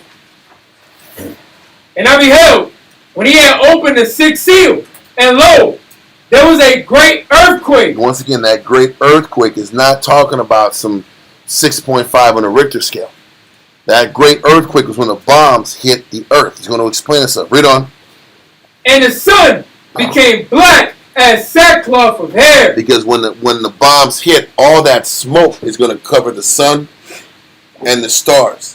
So the whole area is going to be black because of all the bombs that are dropping in the area. Read on. "And the moon became as blood. Read on. And the stars of heaven fell unto the The earth." stars of heaven is not talking about literal stars, but those bombs. Read on. "Even as a fig tree casteth her untimely figs." Untimely figs. "When she is shaken of a mighty wind. Read on. And the heaven departed as a scroll when it is rolled together." When it says the heaven departs as a scroll when those bombs hit, it looks like a mushroom cloud. If you look online, we're putting it on here now. When this heaven rolls up like a scroll, you have with the part where you roll it up on the side, on the front, and then on the sides you have that scroll popping out, extending out. That's what the bombs are going to look like when those thermonuclear destruction hits the earth. Okay? Read verse 14 again. Verse 14. And the heaven departed as a scroll when it is rolled together, and every mountain and island were moved out of their place. The mountains and the islands, we're talking about the continents. The continents are going to be moving out of their place. Everything's going to be messed up. Okay? So let that verse go, sir. And let's get back to Ezra's chapter 16 and verse 12. Con. 2nd Ezra chapter 16, verse 12. The earth quaketh, and the foundations thereof. The sea ariseth up with waves from the deep, and the waves of it are troubled. Stop. Hold this. And go to Habakkuk 3 and 8. Habakkuk chapter 3 and verse 8.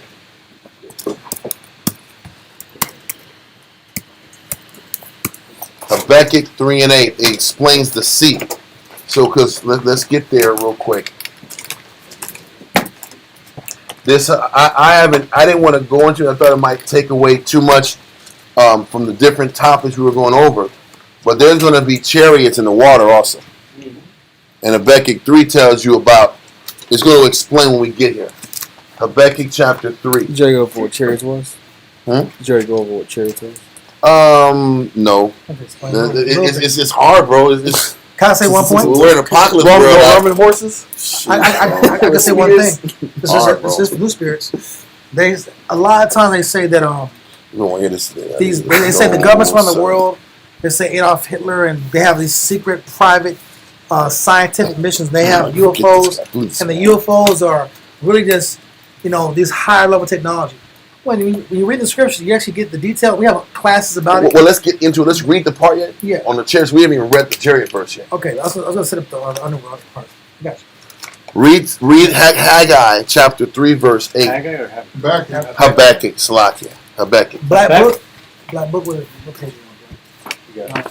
Habakkuk chapter 3 and verse 8. So once again, Ezra is real quick in 16 and 12 said, the sea ariseth up with waves from the deep, and the waves of it are troubled. Why would the waves of the water be troubled? Doesn't make any sense. And the fishes thereof also. So the fishes are troubled in these waves. Why would the fish even be in these waves? Why would they be troubled? Now we go to Habakkuk 3 and 8. Come on, Habakkuk 3 and 8. Was the Lord displeased against the rivers? Why was the Most High mad at the water? Read on. Was in anger against the rivers? Did the Most High have beef with the rivers? Read on. Was there wrath against the sea? Why was the Most High mad at the Atlantic Ocean and the Pacific Ocean? Was the Most High mad at these oceans? No. Read on. That thou didst ride upon thine horses and thy chariots of salvation? He says, does it look like the Most High was mad at the ocean? Because these chariots were in the ocean, wreaking havoc in the ocean. But why were these chariots, which were the Lord's created machines to travel from one place to another? Those are what the chariots were. The chariots are what the angels used to maneuver and go. Angelic transportation. And thank you, that's the best word. Angelic transportation. Listen, what we call UFOs in the scriptures is called chariots of fire, because they look like fire in the sky. Wind. Or it's clouds. Yes. Some look like clouds. Some look like stars. Some they go one object, disappear, turn to a triangle, then turn to a circle, then disappear, then come back, then change color. We have different classes online that explain just the topic of chariots. Yeah. But there are angelic transportation in the scriptures. Exactly. So what's happening is this particular form of angelic transportation is in the seas and the rivers. But who else and what else is in the seas also? The military submarines, the naval submarines that are nuclear capable. And I had to pull this out. And just to make sure this topic is clear, there's a whole lot of books called there's books called UFOs, but there's a terminology called a USO. A USO is an unidentified submerged object. And when navies go, and there's countless stories about people in the Navy, they see these ships come from underwater, out of nowhere, come out the water, and just in split seconds that defy the laws of physics or the laws of defy the laws of physics. Well, especially because how can these ships be below submarines and not just crumble? Exactly, because the water pressure is not possible. Exactly. It's not possible to have any type of tangible human life or any kind of life under that kind of pressure. So that's why it's how you know that whatever's inside these vehicles are on a spiritual level or angelic level, because they're defying the laws of physics. They're dealing with enormous amounts of pressure, and they're documented by the Navy. So look it up governments. when you get a chance. USO, but these chariots are in the water, and when the war starts, and these submarines that are going all throughout all the seas around the world, when they're going to be engaged in war, the Morse are going to come out with these chariots, and they're going to be destroying these nuclear submarines. And in the midst of all this destroying of these nuclear submarines, you're going to see that water and these tidal waves come out. Because the crazy thing is, even on the nuclear warheads that come from these submarines that hit the land, is going to sit back and bring tidal waves to America and different countries.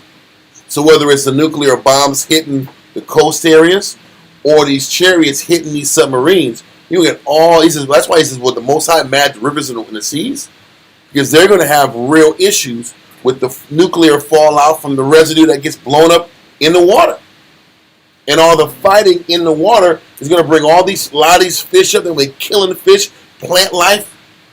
That's happening also. It's warfare at every level. So that's another reason why it's going to be hard to fish. Hard to get access to sea life. Marine life, huh? It's all going to be messed up. Does that make sense? Okay, you did it perfect. Read verse 8 again in Habakkuk. Habakkuk chapter 3 verse 8. Was the Lord displeased against the rivers? Was that anger against the rivers? Was thy wrath against the sea, that thou didst ride upon thine horses and thy chariots of salvation? Mm-hmm. Thy bow was made quite naked, according to the oath. Keep going. Yeah. According to the oath of the tribes, even thy word. Read on. Selah, thou didst cleave the earth with the rivers. He says you cleave the earth with the rivers. So because the rivers and the waters were connected together, read what happens next in verse 10. Verse 10. The mountains saw thee, and they trembled. The overflowing of the water passed by. The overflowing of the water passed by onto the what? The land. So this is talking about Tsunamis. These are tsunamis happening because of all the warfare in the oceans. So that means this is going to be scary as hell. If you're on the West Coast and the East Coast, there's going to be you could be experiencing significant tsunamis in your life. Listen, people say, "Oh man, if you live by the coast or whatever, you're gonna be okay because you always have a food source." No, but listen, we can see you don't touch this tsunami work too. Yeah, the hurricane alone is taking people out. Brother, can you imagine a tsunami? I don't know. Listen, years ago, I forgot what country it was. It was in the Indonesia area. Yeah, they had this tsunami. It was the worst thing. I think it was 75-foot waves. I think so. It was like 75-foot waves. Can you imagine that? You're done. 200,000 people. Easy. It's a wall of dense, heavy. And when it hits you, your body's broken. Yeah. Your body's broken. And you can't swim that good, bro. So just keep. No, you can't doggy paddle through a tsunami. I'm trying, God. It's all that pressure hitting you at once. Yes, the pressure's gonna kill you before you get drowned out. Bro, you know people live off the beach in Cali, in LA. There's no escape for the mountain guys. The mountain man, they just wants to play his guitar, look at the sunrise. No, he plays harmonica. playing hard. Yeah, That's going over there, yonder. I'm up here. And I just There's look, not going to be a smart guy that can get away. The Canadian prepper can't get away from this. There's a guy online that swears you go in the woods, you go in the woods, you get your bug out bag, Yeah. and he literally says, hey, you guys are going to be okay. You get yourself ready. He says, hey, gay guys, just make sure you can weather the first 3 months, and then it'll be a lot better after that. Have your gold, have your silver, have your weapons. He says it all the time, man. Watch him, Canadian prepper on YouTube. He's like, I don't know why Canadians talk like that, But anyway, this is real. This is I'm glad we're trying to lighten this up out because we have to make sure. This is why we cleave to the Most High now. This is why we study. This is why we sacrifice. We put the Most High first because this is happening. And it's not just in this red book. It's in the whole Bible that talks about this. Everywhere. Isaiah says the same thing as this. We're going to read it in a little bit. Before we go further in this Ezra, we're going to go to Isaiah and read the same damn story in Isaiah. In Ezekiel too? In Ezekiel, the whole Bible,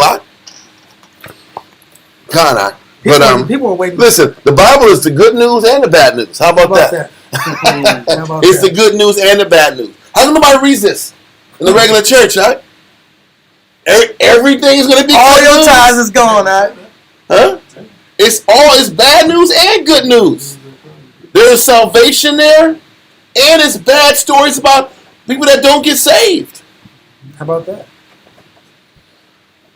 Okay, so tsunamis are real, and they're going to be there in the end times.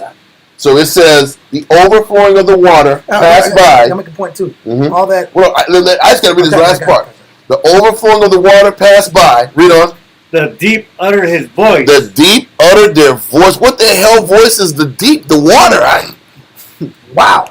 The deep utters their voice? Do you really want to hear how the deep sounds on earth? It's a loud noise. That's horrible, bro. Water's crazy. Sheesh, man. Keep going. And lift up his hands on high. That means the ocean's going to get high as hell. And everybody's going to get hit on those coasts.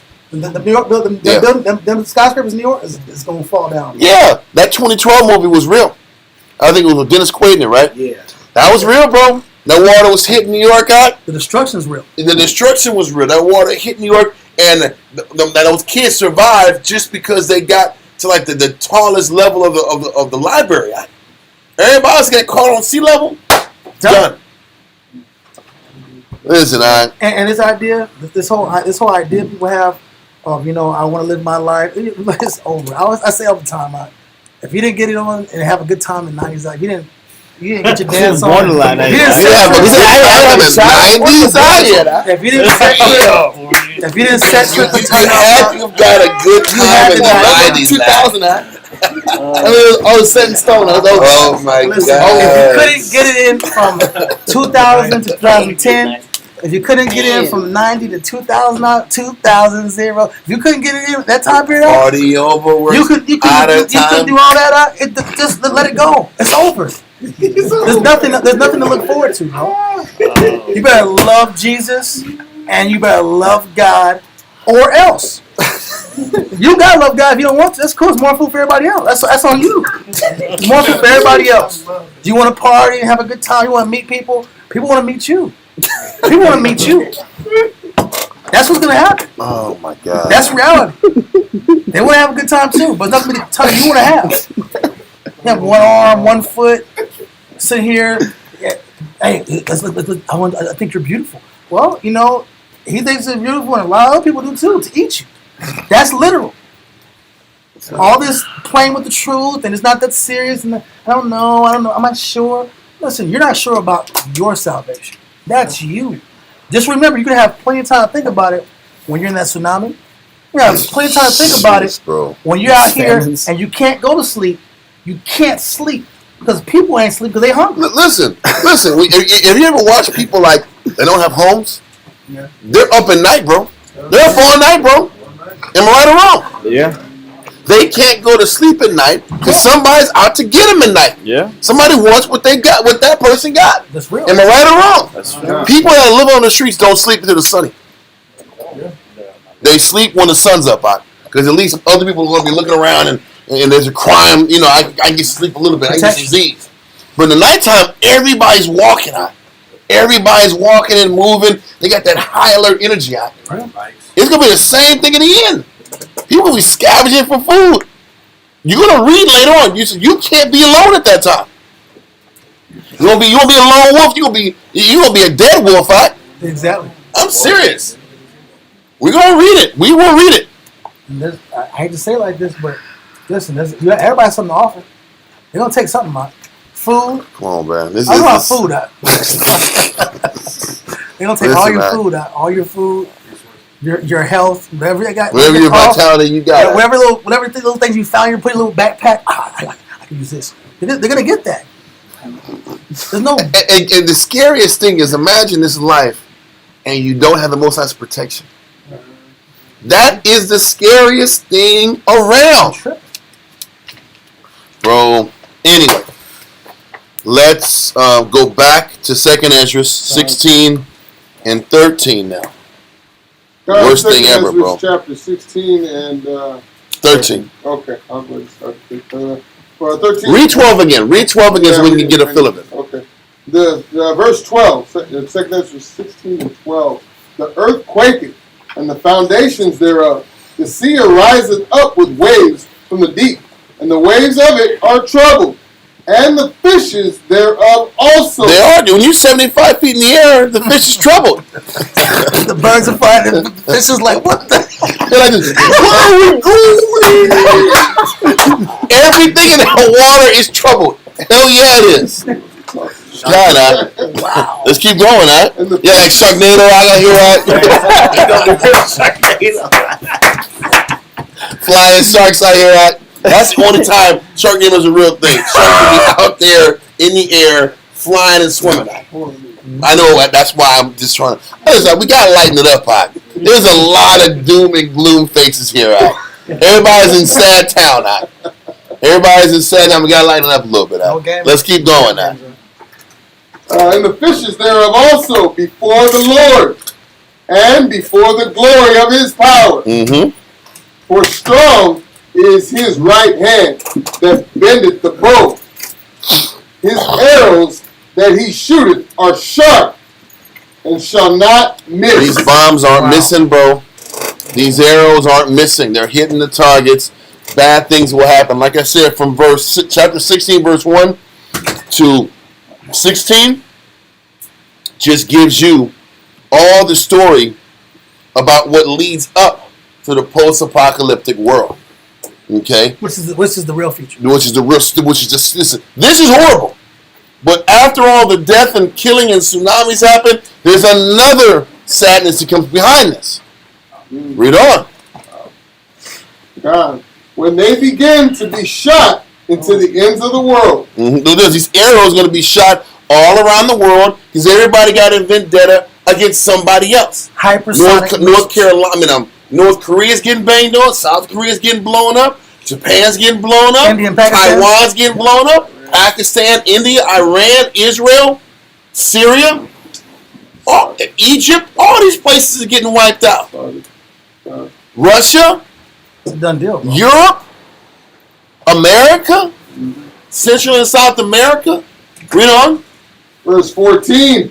Behold, the plagues are sent, and shall not return again. When you sit back here about those seals, Moses said, don't let these seals happen until the 144,000 are chosen. After that, let the seals go. All these destructions, that's what they are. The winners of destruction. Let these destructions go once my chosen are called. Read on. Until they come upon the earth. Verse 15, the fire is kindled and shall not be put out. He keeps saying the same thing over and over again. Now, once everything is in motion, the wheels are in motion, there's no turning back. Read on. Can I come back to one point? Yes. And when you hear rock and roll music, you hear death metal and stuff, you hear about people, they almost cartoonize the idea of things be on fire and skulls and skeletons, and it's a cool thing. We're gonna play guitar and it's gonna be fire everywhere. What you're really doing is you're playing with biblical prophecy. You're playing with the actual real picture of how the world's going to look. That fire, and I go to hell, I'm gonna see. I'll be a king in hell, bro. All right, bro. Okay, bro. You talking about hell, and hell's cool, and you want to wear skulls. Listen, I get it, but you might be one of those skulls, and all those things, all facts, and all that fire is cool, and you want to wear the fire, and it's a cool thing. It's cool to look to as far as the dress code and the idea of it, but you're just getting a snapshot of how the reality of the future is going to look. It's not going to be the Garden of Eden. It's not going to be a beautiful scene. It's not going to be Hawaii. Yep. It's not going to be, look at the beautiful mountains and the sun's rising. You're going to see death, and you're going to smell death. You're going to smell it. Bro. So, with all that bad news, just some more bad news. Let's keep going. Yeah. Verse 15. The fire is kindled and shall not be put out till it consume the foundations of the earth. Like as an arrow which is shot out of a mighty archer,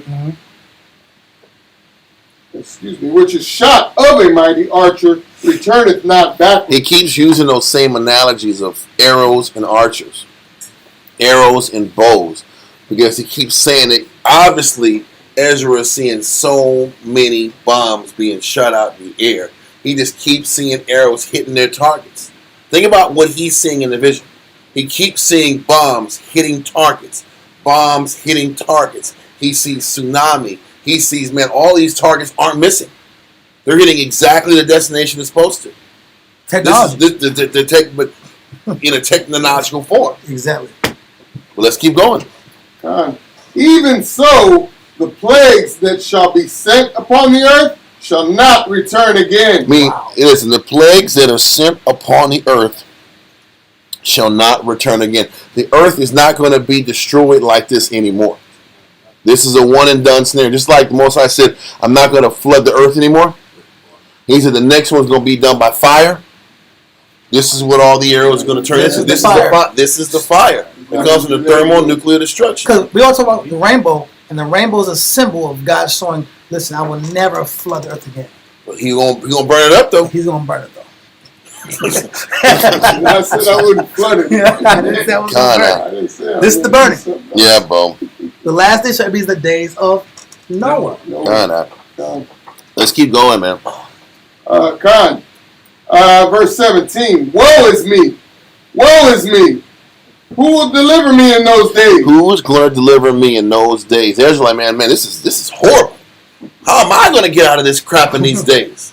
How can anybody survive in these days? And with all that, I want you to read just the beginning of verse 18. Chapter 18? Verse 18. Verse 18, Salaki. The beginning of sorrows and great mourning. He says the beginning of sorrows and great mournings. He said after all the bombs, it's just the beginning. That's crazy, isn't it? He said all these arrows dropping, these bombs hitting everywhere, these tsunamis, this craziness, that's just the tip of the iceberg. That's the beginning of sorrows. That's page 1. That's page 1. We got many chapters left of Apocalypse World. That is scary, man. That's scary. Now, I want you to be aware of this. We're going to go to a couple of verses to tie something in.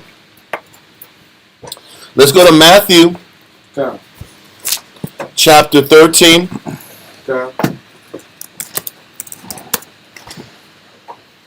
13, verse 41 through 43. And then we're going to go to Matthew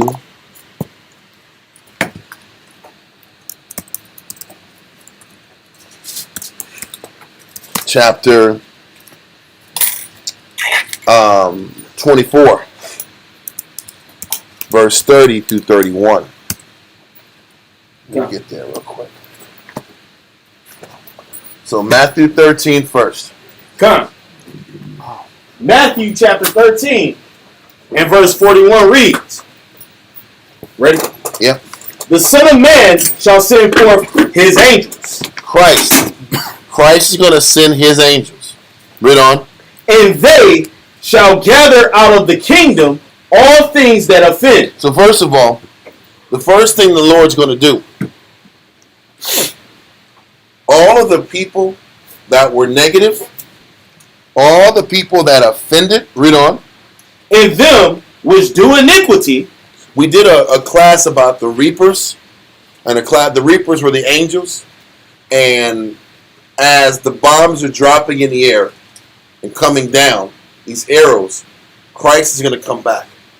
We explained this in previous class, like the first class winning this on this series. As the bombs are dropping, Christ and the angels are coming.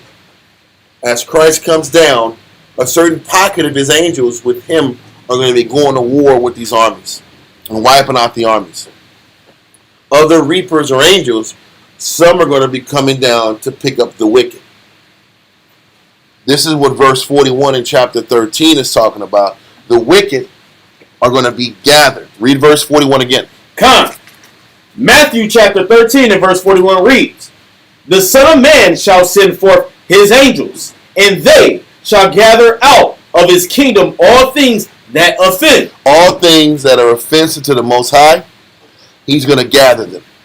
Read on. And them which do iniquity. And people that just boldly do wicked are going to get snatched up. Read verse 12. 42. Come. And shall cast them into a furnace of fire. Because these angels are going to pick up these wicked individuals and cast them into America, that burning lake of fire. So you're saying that these angels are going to get all these different subcultures of wicked people, of filth on the earth that the Father hates. When you say subculture, I want to be more clear. Wicked people.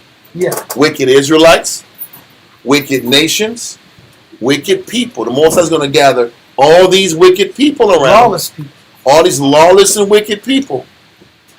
And he's going to take them into the furnace of fire.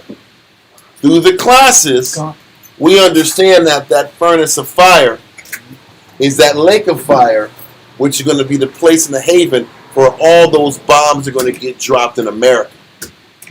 So you're saying saying earlier in other classes that America is going to have the majority of those nuclear bombs all simultaneously hit the United States. So this land going to take the L. And the U.S. is going to have that perpetual fire. Okay. And these angels are going to gather the wicked of the world, Israelites included, and drop them off into that furnace of fire. So that's going to burn forever. Perpetually, and be that reminder of what not to do. Okay? Like Sodom and Gomorrah? Yes, just like Sodom and Gomorrah, exactly.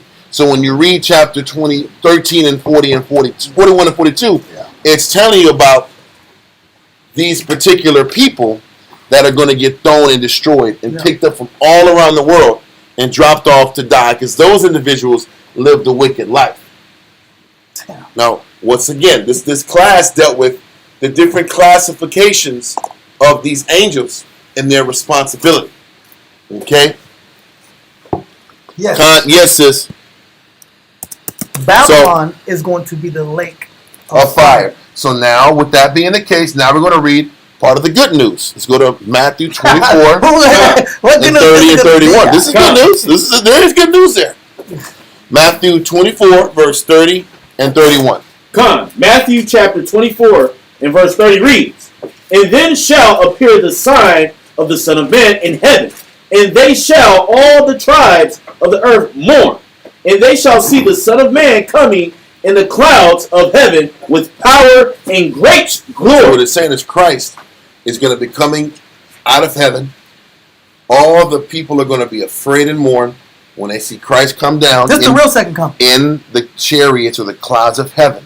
The clouds of heaven are the chariots or those angelic vehicles that Christ and the angels are going to be coming down on. Read on. Verse 31.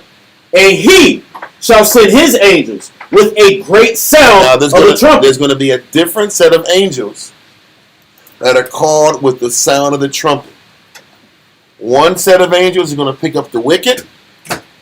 Another set of angels are going to do what? Read on. And he shall send his angels with a great sound of a trumpet, and they shall gather together his elect. So man has their soldiers, their military weapons, their weaponry, And the Most High and Christ have their soldiers Yes. and their military and their weaponry. So Christ's angels are going to pick up the wicked and put them into that everlasting lake of fire. Other angels that work for Christ are going to pick up his elect from the four winds of the earth, from the four different quadrants of the earth, north, south, east, and west. Read on. Come, and they shall gather together his elect from the four winds, and from one end of heaven to the other. And we have read in last week's class that the elect will get sent down to the wilderness to get pled with, to get worked on, to get judged, right or wrong. Yeah. So the righteous, the ones who live right, are going to get judged. Then you got the wicked are going to get burnt. But there leaves one more demographic of people, of Israelites. Because what we've been reading, all in 2nd Ezra 15 and 16, is about these, the wicked, the nations. Oh, the nations. Okay. We've been reading about the nations all around the world and how they're going to have to suffer because how they treated Israelites. Yes, sir. Okay, so with that being the case, now let's go to Revelations chapter 20. Did you want in Matthew 13:43? No, I did that already. We didn't read. I'm cool with 43. It's okay. Revelation chapter 20, verse 4 through 6. Revelation chapter 20, verse 4. Let me get there real quick. Because this is also important. Because there's another demographic of Israelites that have not been discussed yet. So Revelations 20 and 4. Revelation chapter 20, verse 4. So there's different segments to the Hebrew. Well, yeah, because you have your wicked. Okay. You have your righteous. All right. And you have everybody else. Because listen, let's not act like there is not a lot of Israelites that are faking it. There's gold, silver, wood, hay, precious stones. Well, there's a lot of people in the middle Yeah. that haven't committed themselves. Lukewarm. We'll go into that word exactly. So let's read verse 4. Revelation chapter 20, verse 4. And I saw thrones, and they sat upon them. It says, and judgment was given unto them. And I saw the souls of them that were beheaded for the witness of Jesus. It says, and for the word of God.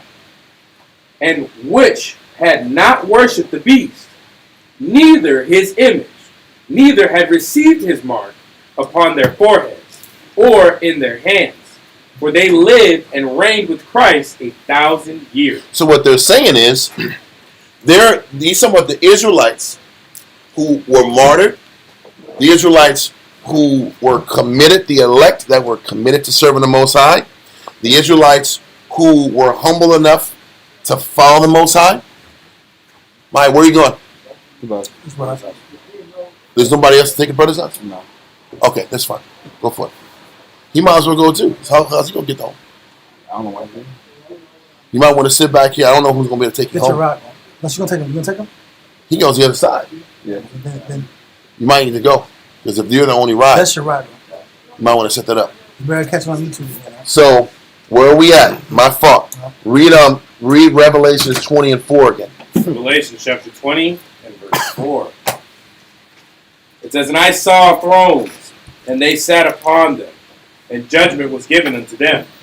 And I saw the souls of them that were beheaded for the witness of Jesus, and for the word of God, and which had not worshipped the beast, neither his image, neither had received his mark upon their forehead. So he's telling you all the people that were martyred for Christ, and all the people that didn't bow down and worship this country and this way of operating. It's everybody that didn't have the mark in their minds or in their actions. Westernized, Americanized. The ones who didn't commit them, who stayed pure to the Heavenly Father. Yeah. These are the ones that got rewarded with the kingdom. Yeah. Okay? Let's continue. Or in their hands. It says, and they lived and they reigned with Christ 1,000 years. Bring him back then. I shall bring him back. Y'all gotta figure this out, man. You got a class going on, bro. Yeah, just hurry and figure it out, bro. So, I hate stopping and going, y'all. We having to deal with some ridiculous business right here. Okay, so verse 4 is dealing with the fact that the Most High is chosen and his elect get saved. Right? Now, what does verse 5 talk about? Verse 5, it says, but the rest of the dead lived not again until the 1,000 years were finished. So what is he saying? He's saying you had your righteous, they got saved. We've read in Matthew chapter 13 that the wicked get sent to the lake of fire. But then there's another subgroup of our people that live their life and die off, and then they don't come back and live for another 1,000 years. So what they're saying is, verse 4, there are Israelites who live right. They get to reign with Christ for that 1,000-year period after they're purged. Verse 5 tells you that there's another group of Israelites that don't get a chance to reign with Christ. They just die off in society. And then they don't get a chance to come back and resurrect with Christ until that 1,000-year period is over. Give me verse 6. Verse 6. It says, blessed and holy is he that hath part in the first resurrection. On such... So he says first, he says, blessed and holy are the individuals that can make it and get delivered and get purged and reign with Christ initially. Read on. It says, on such the second death hath no power. Mm-hmm. But... So he says the second death is the death that everybody experiences that didn't get saved initially. So you're going to get a group that gets saved initially. Then you're going to get another group that doesn't get saved and just has to operate in society, living and struggling on earth during these decrepit conditions.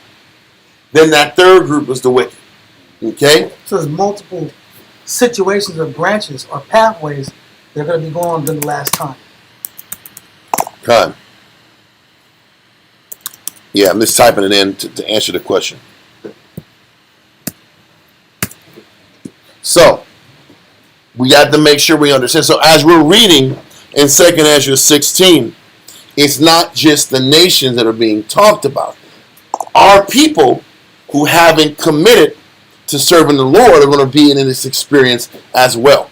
And that's what makes it even the scarier. Okay? So all of us, let this verse go and go real quick to Revelations 3 and 15.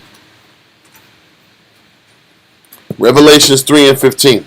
Revelations chapter 3, verse 15. And Revelation 3 and 15 is what page? Page 866. Page 866. And 16. Revelations 3 and 15 and 16. I'm ready. Revelations chapter 3, verse 15. I know thy works, that thou art neither cold nor hot. What does that mean? Keep going. I would thou wert cold or hot. What he's saying is he looks at our people and he sees a lot of us that he says he would rather that we're cold, meaning we're not about serving the Most High, or we're hot and we're completely about serving the Most High. Because if you're cold and we've made it clear that we don't want to do anything about the Most High, then those individuals are going to get picked up and start their torments. The hot, the ones who are completely committed, they can sit back here, get delivered and get purged, and reign 1,000 years with Christ. But a lot of people don't make that definite choice of I'm going to be committed to living right or be committed to living left. So different spectrums. We don't make that choice. We don't like living, and we don't want to be committed to one thing anyway. Absolutely. Most of us don't want to be committed to righteousness or wickedness. We want to play the middle. Okay? Read on. Verse 16. So then, because thou art lukewarm. Lukewarm is a mixture of hot and cold. And because we choose to be in the middle and not be committed to righteousness or be committed to wickedness. Read on. It says, and neither cold nor hot, I will spew thee out of my mouth. What he's saying is because we're not committed, he's going to spew us out of his mouth and not worry about us. And how he spews us out of his mouth is us living in this post-apocalyptic world once the bombs hit and once this country falls apart. So it wasn't a metaphor. When he Was said, not a I will metaphor, spew no. you out of my mouth. He's like, I'm not going to deal with judgment with you. The judgment is you have to just sit back here and die off, and then in 1,000 years we'll come back and deal with you. So run the natural course of society. As westernized cultures collapse, money collapses, food systems collapse, metropolises collapse, Mm-hmm. relationships with people collapse, neighborhoods collapse, family structures collapse. It's just primitive survival in the modern time. There's no food, so you have to survive however you have to survive. That post-apocalyptic, foodless, waterless world that's on fire, that's dealing with nuclear radiation and It's isolation. coming. Listen, we're gonna read that in a second. That third part, not the wilderness, and not straight death. That middle part, that's the land of the lukewarm. Yes. Yes. That's what we're waiting for. That, and see, it's not just the nations have to experience that. We have to experience that because we were lukewarm towards the Heavenly Father. Because of Israel that wasn't committed to serving Him. That's that middle world. God. So with all that being said, let's go back. 2nd Ezra chapter 16 and verse 18 now. 2nd Ezra chapter. Matter of fact, you know what? Not yet. I don't want to go there yet. Let's do something different. Let's go to Isaiah.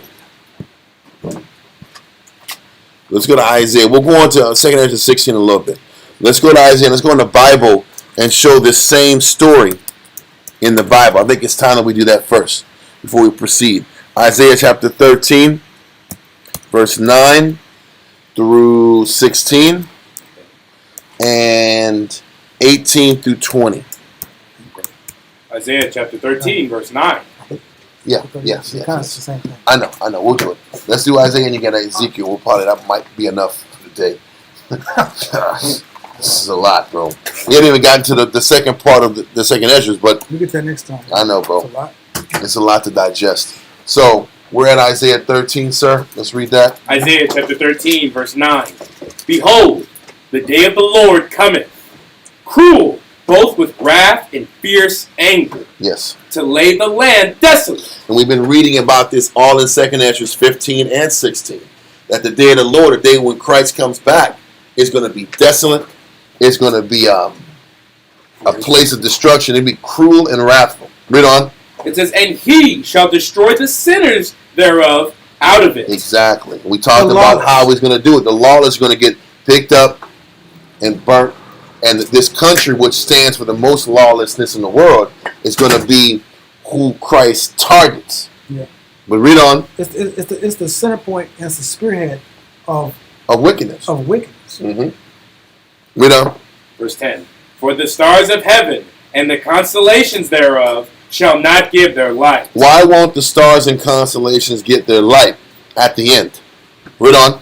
The sun shall be darkened in his going forth. Why would the sun be darkened? Because of that thermonuclear destruction that's going to hit all these areas. Once the bombs hit and the mushroom clouds hit, you're not going to be able to see the sun. You're not going to be able to see the stars. Like we read about in 2nd Ezra 16, and we sat back here and seen pictures of the mushroom cloud like what we have online right now. Let's continue.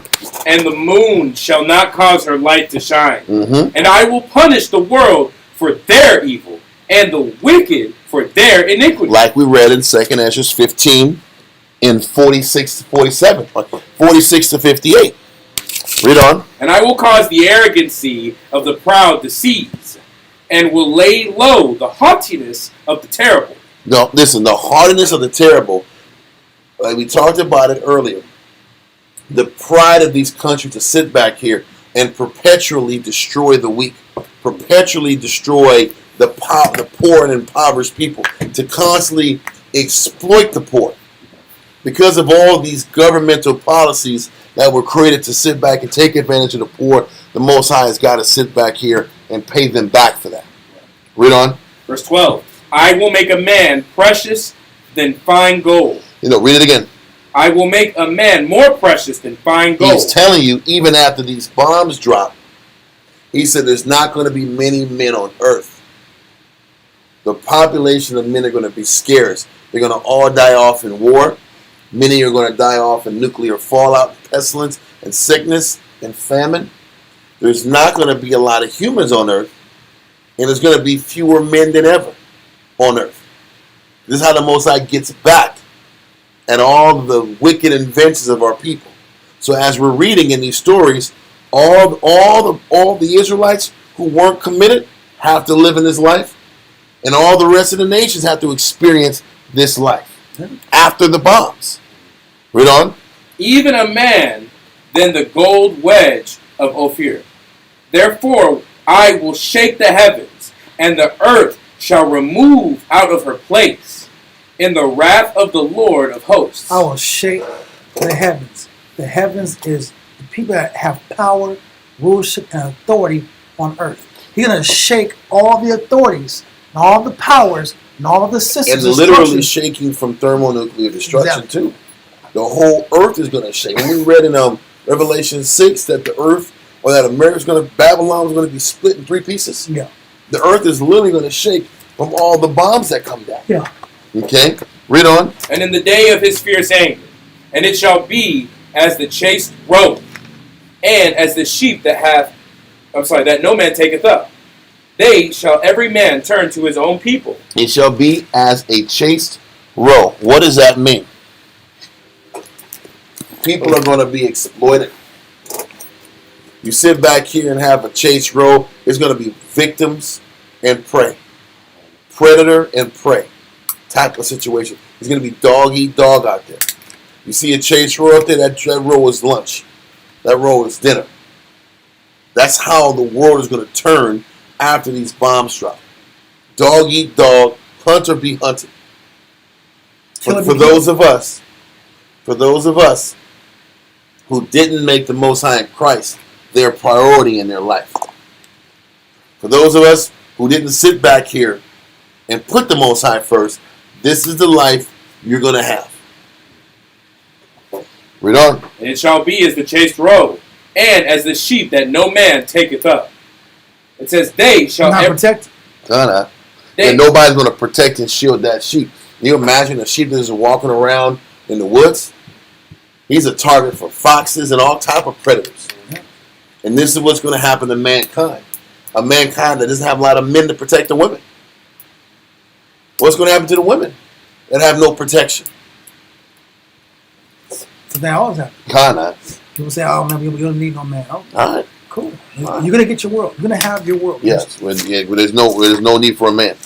Where you don't want one, you won't have one. And you'll see how it feels. Let's continue. They shall every man turn to his own people. Listen, at this particular time, this is after the bombs have dropped. Yeah. The bombs had dropped in verse 10. We're in verse 14. This is life after the bombs. He's like, listen, everybody's going to go to their own people. You better find a clique and a crew to live with. You better find your own Rick Grimes out. Walking there. You better find a Rick. Because Rick will look after his people out. You better find Daryl Dixon out. You better find those guys out. It's going to be far and few between. But you better find a group of people who can look after you and you can contribute to their society. Because it's going to be like that. Back to tribes, huh? It's going to be back to tribes, huh? Everybody's going to their own people.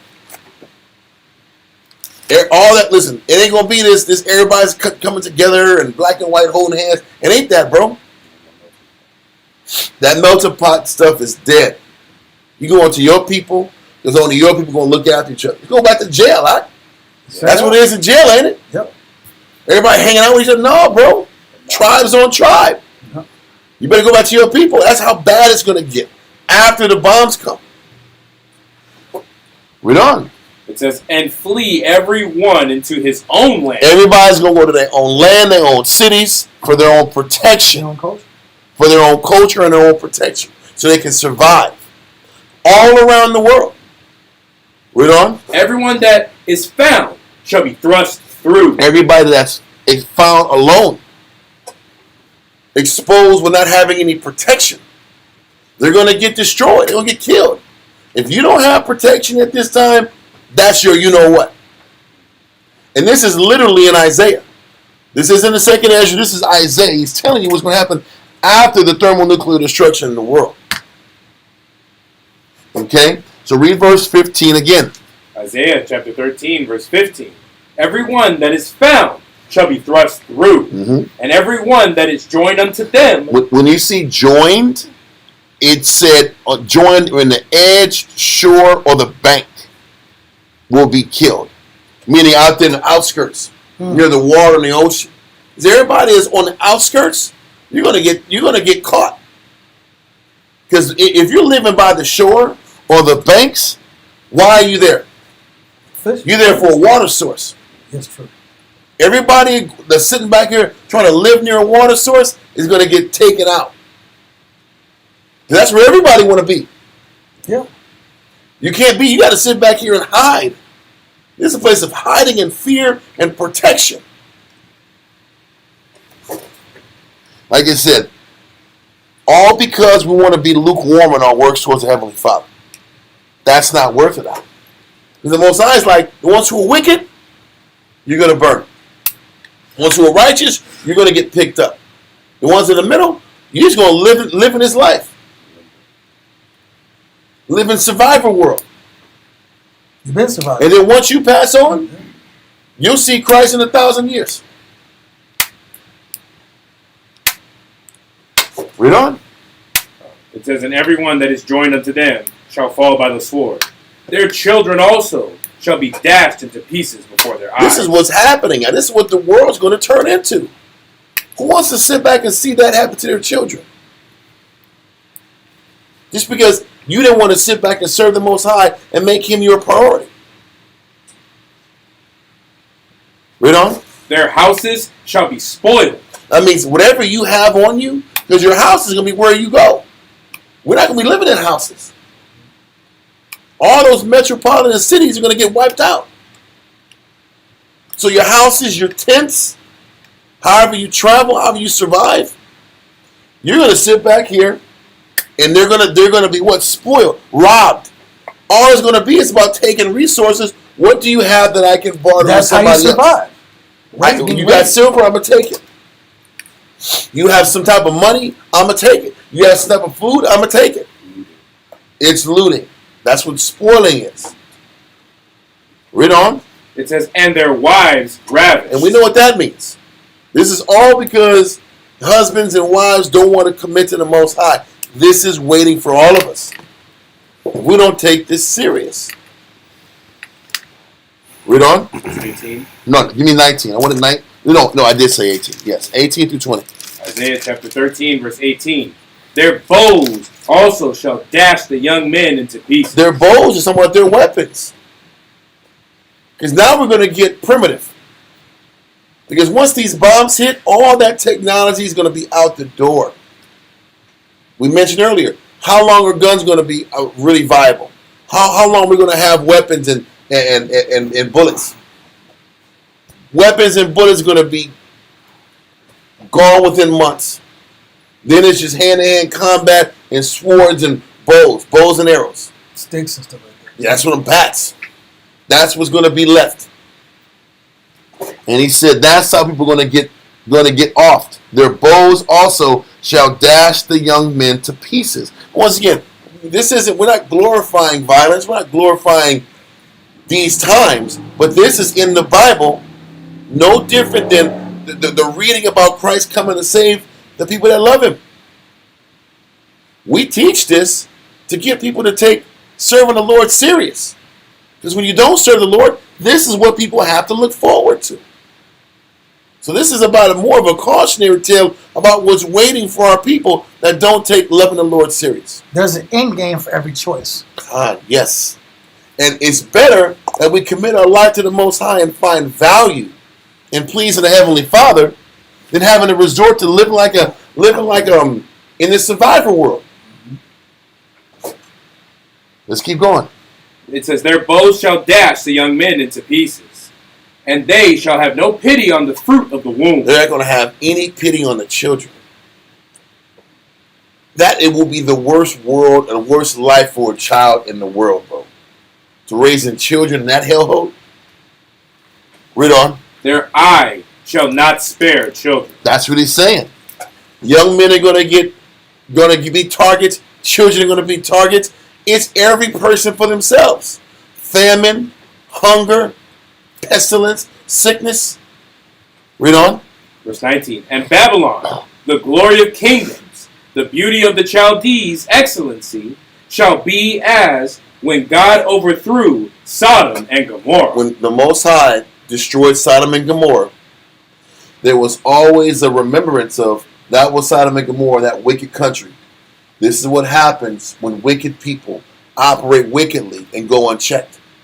America is going to be the same way as people looked at Sodom and Gomorrah. People saw Sodom and Gomorrah, that city, and said, this is what you don't do.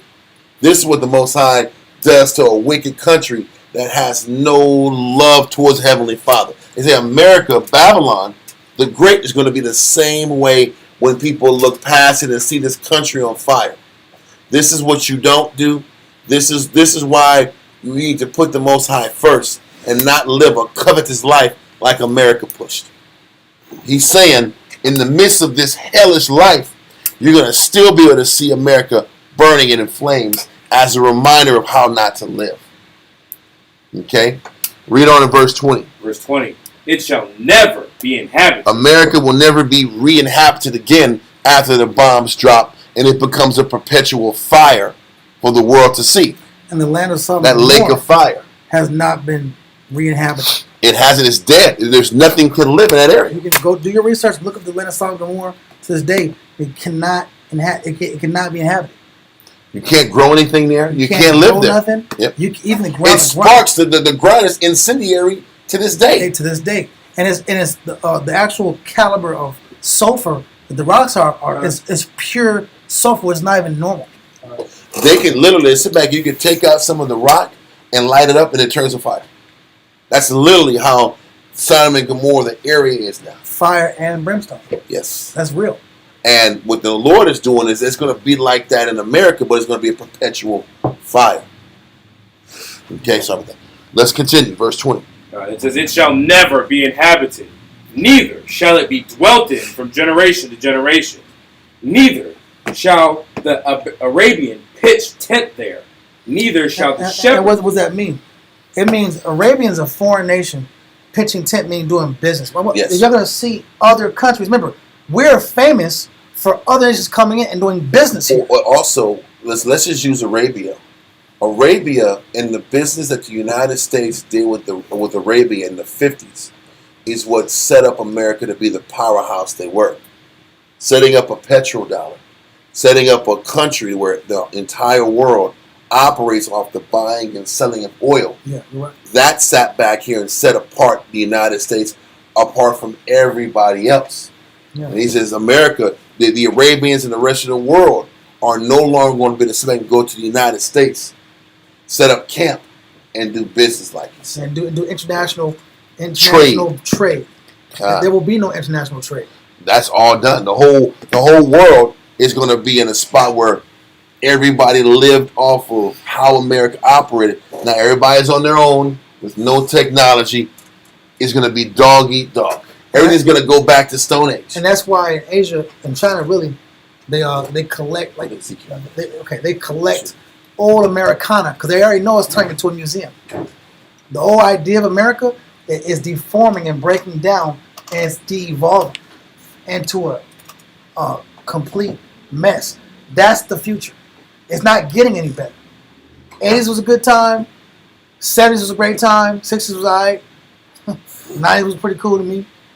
But after that, it's going to continue to diminish on a societal level, on a spiritual level, and then on a physical level. Society is diminishing. The spirituality of the nation is diminishing. Relationships and how people entertain and deal with each other is diminishing. And there's going to be a complete annihilation after that. Yeah, I want to go to Ezekiel 38. Ezekiel 38 and verse 20. This is just to re-clarify and re-show that this is in the Bible. Ezekiel 38 and verse 20. Just to show that this is in the Bible. I'm not making stuff up. Ezekiel chapter 38 and verse 20. So that the fishes of the sea. The fishes of the sea. Read. The marine life. Read. And the fowls of the heaven. And the birds. The ecology. Animals. Read. And the beasts of the field. This is the beasts of the field, all cattle, your buffalo, your all these different animals. Your deer, your cattle industry. Your cattle industry. All these different things, from birds to fish. All I want is the verse 20. Did you go past that? I'm reading 20 right now. Okay, cool. It's on him. Read on. Right. And the beasts of the field, and all creeping things that creep upon the earth, Read on. and all the men that are upon the face of the earth Shall what? shall shake in my presence. Every single creature on earth, including animals and men, are going to shake at the presence of the Most High. And what's that presence? That physical thermonuclear annihilation or destruction that hits the earth. It's going to shake the entire earth. Read on. And the mountains shall be thrown down. And it's going to be so much destruction and shaking that the mountains, of course nations, but the physical mountains are going to be thrown down. Read on. And the steep places shall fall. All those skyscrapers and beautiful buildings and the tower, the Leaning Tower of Pisa, all that it's collapsing, bro. Everything's The collapsing. Louvre, all these places. Every monument is collapsing. Everything is collapsing. That's what the scriptures are showing. Read. And every wall shall fall to the ground. Every wall shall fall to the ground. So much annihilation and destruction, there won't be a Great Wall of China. There won't be any borders. There won't be any monuments. There won't be any statues. There won't be anything beautiful to behold. This whole world, this whole Western society is collapsing because it was built off of bloodshed, negative, and wickedness. And we had a choice in the midst of that. We're going to serve Christ the Most High. We're going to keep His commandments. We're going to live right and love our people. We're going to actually keep His orders and live by discipline and wisdom. Or we're going to join and live and follow the filth of the society and follow celebrities and follow politics, the filth of the politics, and follow all the native in the world. That was it. To that point, bro. That's in the Bible. Let's go one more verse, and we're going to shut it down for today. It's getting late. Let's go to Zechariah, chapter 14, verse 12 through 13. We'll go into 2nd Ezra's chapter 16, verse 18 down next week. But we're going to do this. We're going to do this one more verse and finish it off for the day. It's heavy. It's meaty. It's stressful. We want to go this verse. Zechariah chapter 14, verse 12. Read that. And this shall be the plague wherewith the Lord will smite all the people. The Most High keeps saying the same thing. The big star that brings fear to the people, the great plague that sits back here and hits all of mankind, it's the same concept, just written in different chapters and different wording and verbiage, but he said the same plague where the Lord will smite all people. Read on. That have fought against Jerusalem. All people that have conspired against destroying the so-called Negro, West Indian, Haitian, so-called Mexican, the indigenous people of North, Central, and South America. All those people are God's chosen people, are Israelites. And he says, all the nations that have conspired to keep those people down, this plague was ready for them, was made for them. Read on. It says, their flesh shall consume away while they stand upon their feet. If you sit back here and look online, you'll see an image that we talked about in Terminator 2, where the fire just sits back here and melts people. When this bombs hit, people are going to just get wiped off the face of the earth. He said, when the Most High uses this plague, their flesh shall consume away while they stand upon their feet, and their eyes shall consume away in their holes, and their tongue shall consume away in their mouth. And what plague is that but thermonuclear destruction? Exactly. And how that fire attacks and burns the body. That is what that plague looks like in real life. And that was seen thousands of years ago before nuclear radiation was even established. Exactly. This how you know the Bible is a book of truth. Yes. Past the book history, of prophecy. present history, future history. Yes. Read on. Verse 13. It says, and it shall come to pass in that day that a great tumult from the Lord shall be among them, and they shall lay hold every one on the hand of his neighbor. Listen, but the bombs just happened. Now there's fighting after the bombs? You see the point? The bombs happen, and then verse 13 goes into the fact that then there's going to be wars against different people. Wars against nation upon nation. It says, after the bombs drop, then there's going to be a great tumult among the different people in the world fighting against each other. And this, Zechariah doesn't go extensively into this, but Ezra does. Zechariah just lightly glosses over it. Read verse 13 again. He says there's going to be thermonuclear destruction. There's going to be wars amongst different people, amongst neighbors. Read on. It says, and it shall come to pass in that day that a great tumult from the Lord shall be among them, and they shall lay hold every one the hand of his neighbor, and his hand shall rise up against the hand of his neighbor. Race wars, survival wars, and as we broke down in 2nd Ezra 15 and 16, technology's falling apart. There's going to be famine. There's going to be a lack of water, lack of corn, and people are going to sit back here, not have access to grocery stores and anything. There will be no order. Right? There's going to be no order, but lawlessness in the city, outside the city, and this is that punishment for the nations that took advantage of our people, and it's the punishment of our people that didn't serve the Most High with gladness and joyfulness of heart. There's more. We'll have more classes on Wednesday. Now, on Wednesday, Shamshawan is going to go over the Feast of Tabernacles that we're about to start on Wednesday. We normally have classes on Wednesday and Saturday. On Friday and Saturday also. And we'll be back on this doom and gloom on Monday. Because we got to finish the topic. We got to get through all of these verses so we can finish this topic and go on to other topics. Yeah. All right? And listen. We had a series called Hardened Hearts, dealing with the psychology of the Bible, learning how to overcome sadness and depression. Now we're dealing with the apocalypse. You're not going to get a lot of detailed biblical information just about sitting in the end church, times. just sitting and hearing songs and hearing the preacher sing, and talk and rhyme, and say things that talk about prosperity all day. Yes. Listen, this don't sound like prosperity to me, bro. No, it doesn't. And it's going to happen. So we might as well get in order with the Father to get protection from the Most So High. we can get delivered. This is why we have to take serving the Lord serious. So this isn't our future. And with that, we're going to shut it down, y'all. To wife tuning in. I know it's a tough one. We will be talking later. I'll see you guys on Monday. Shalom.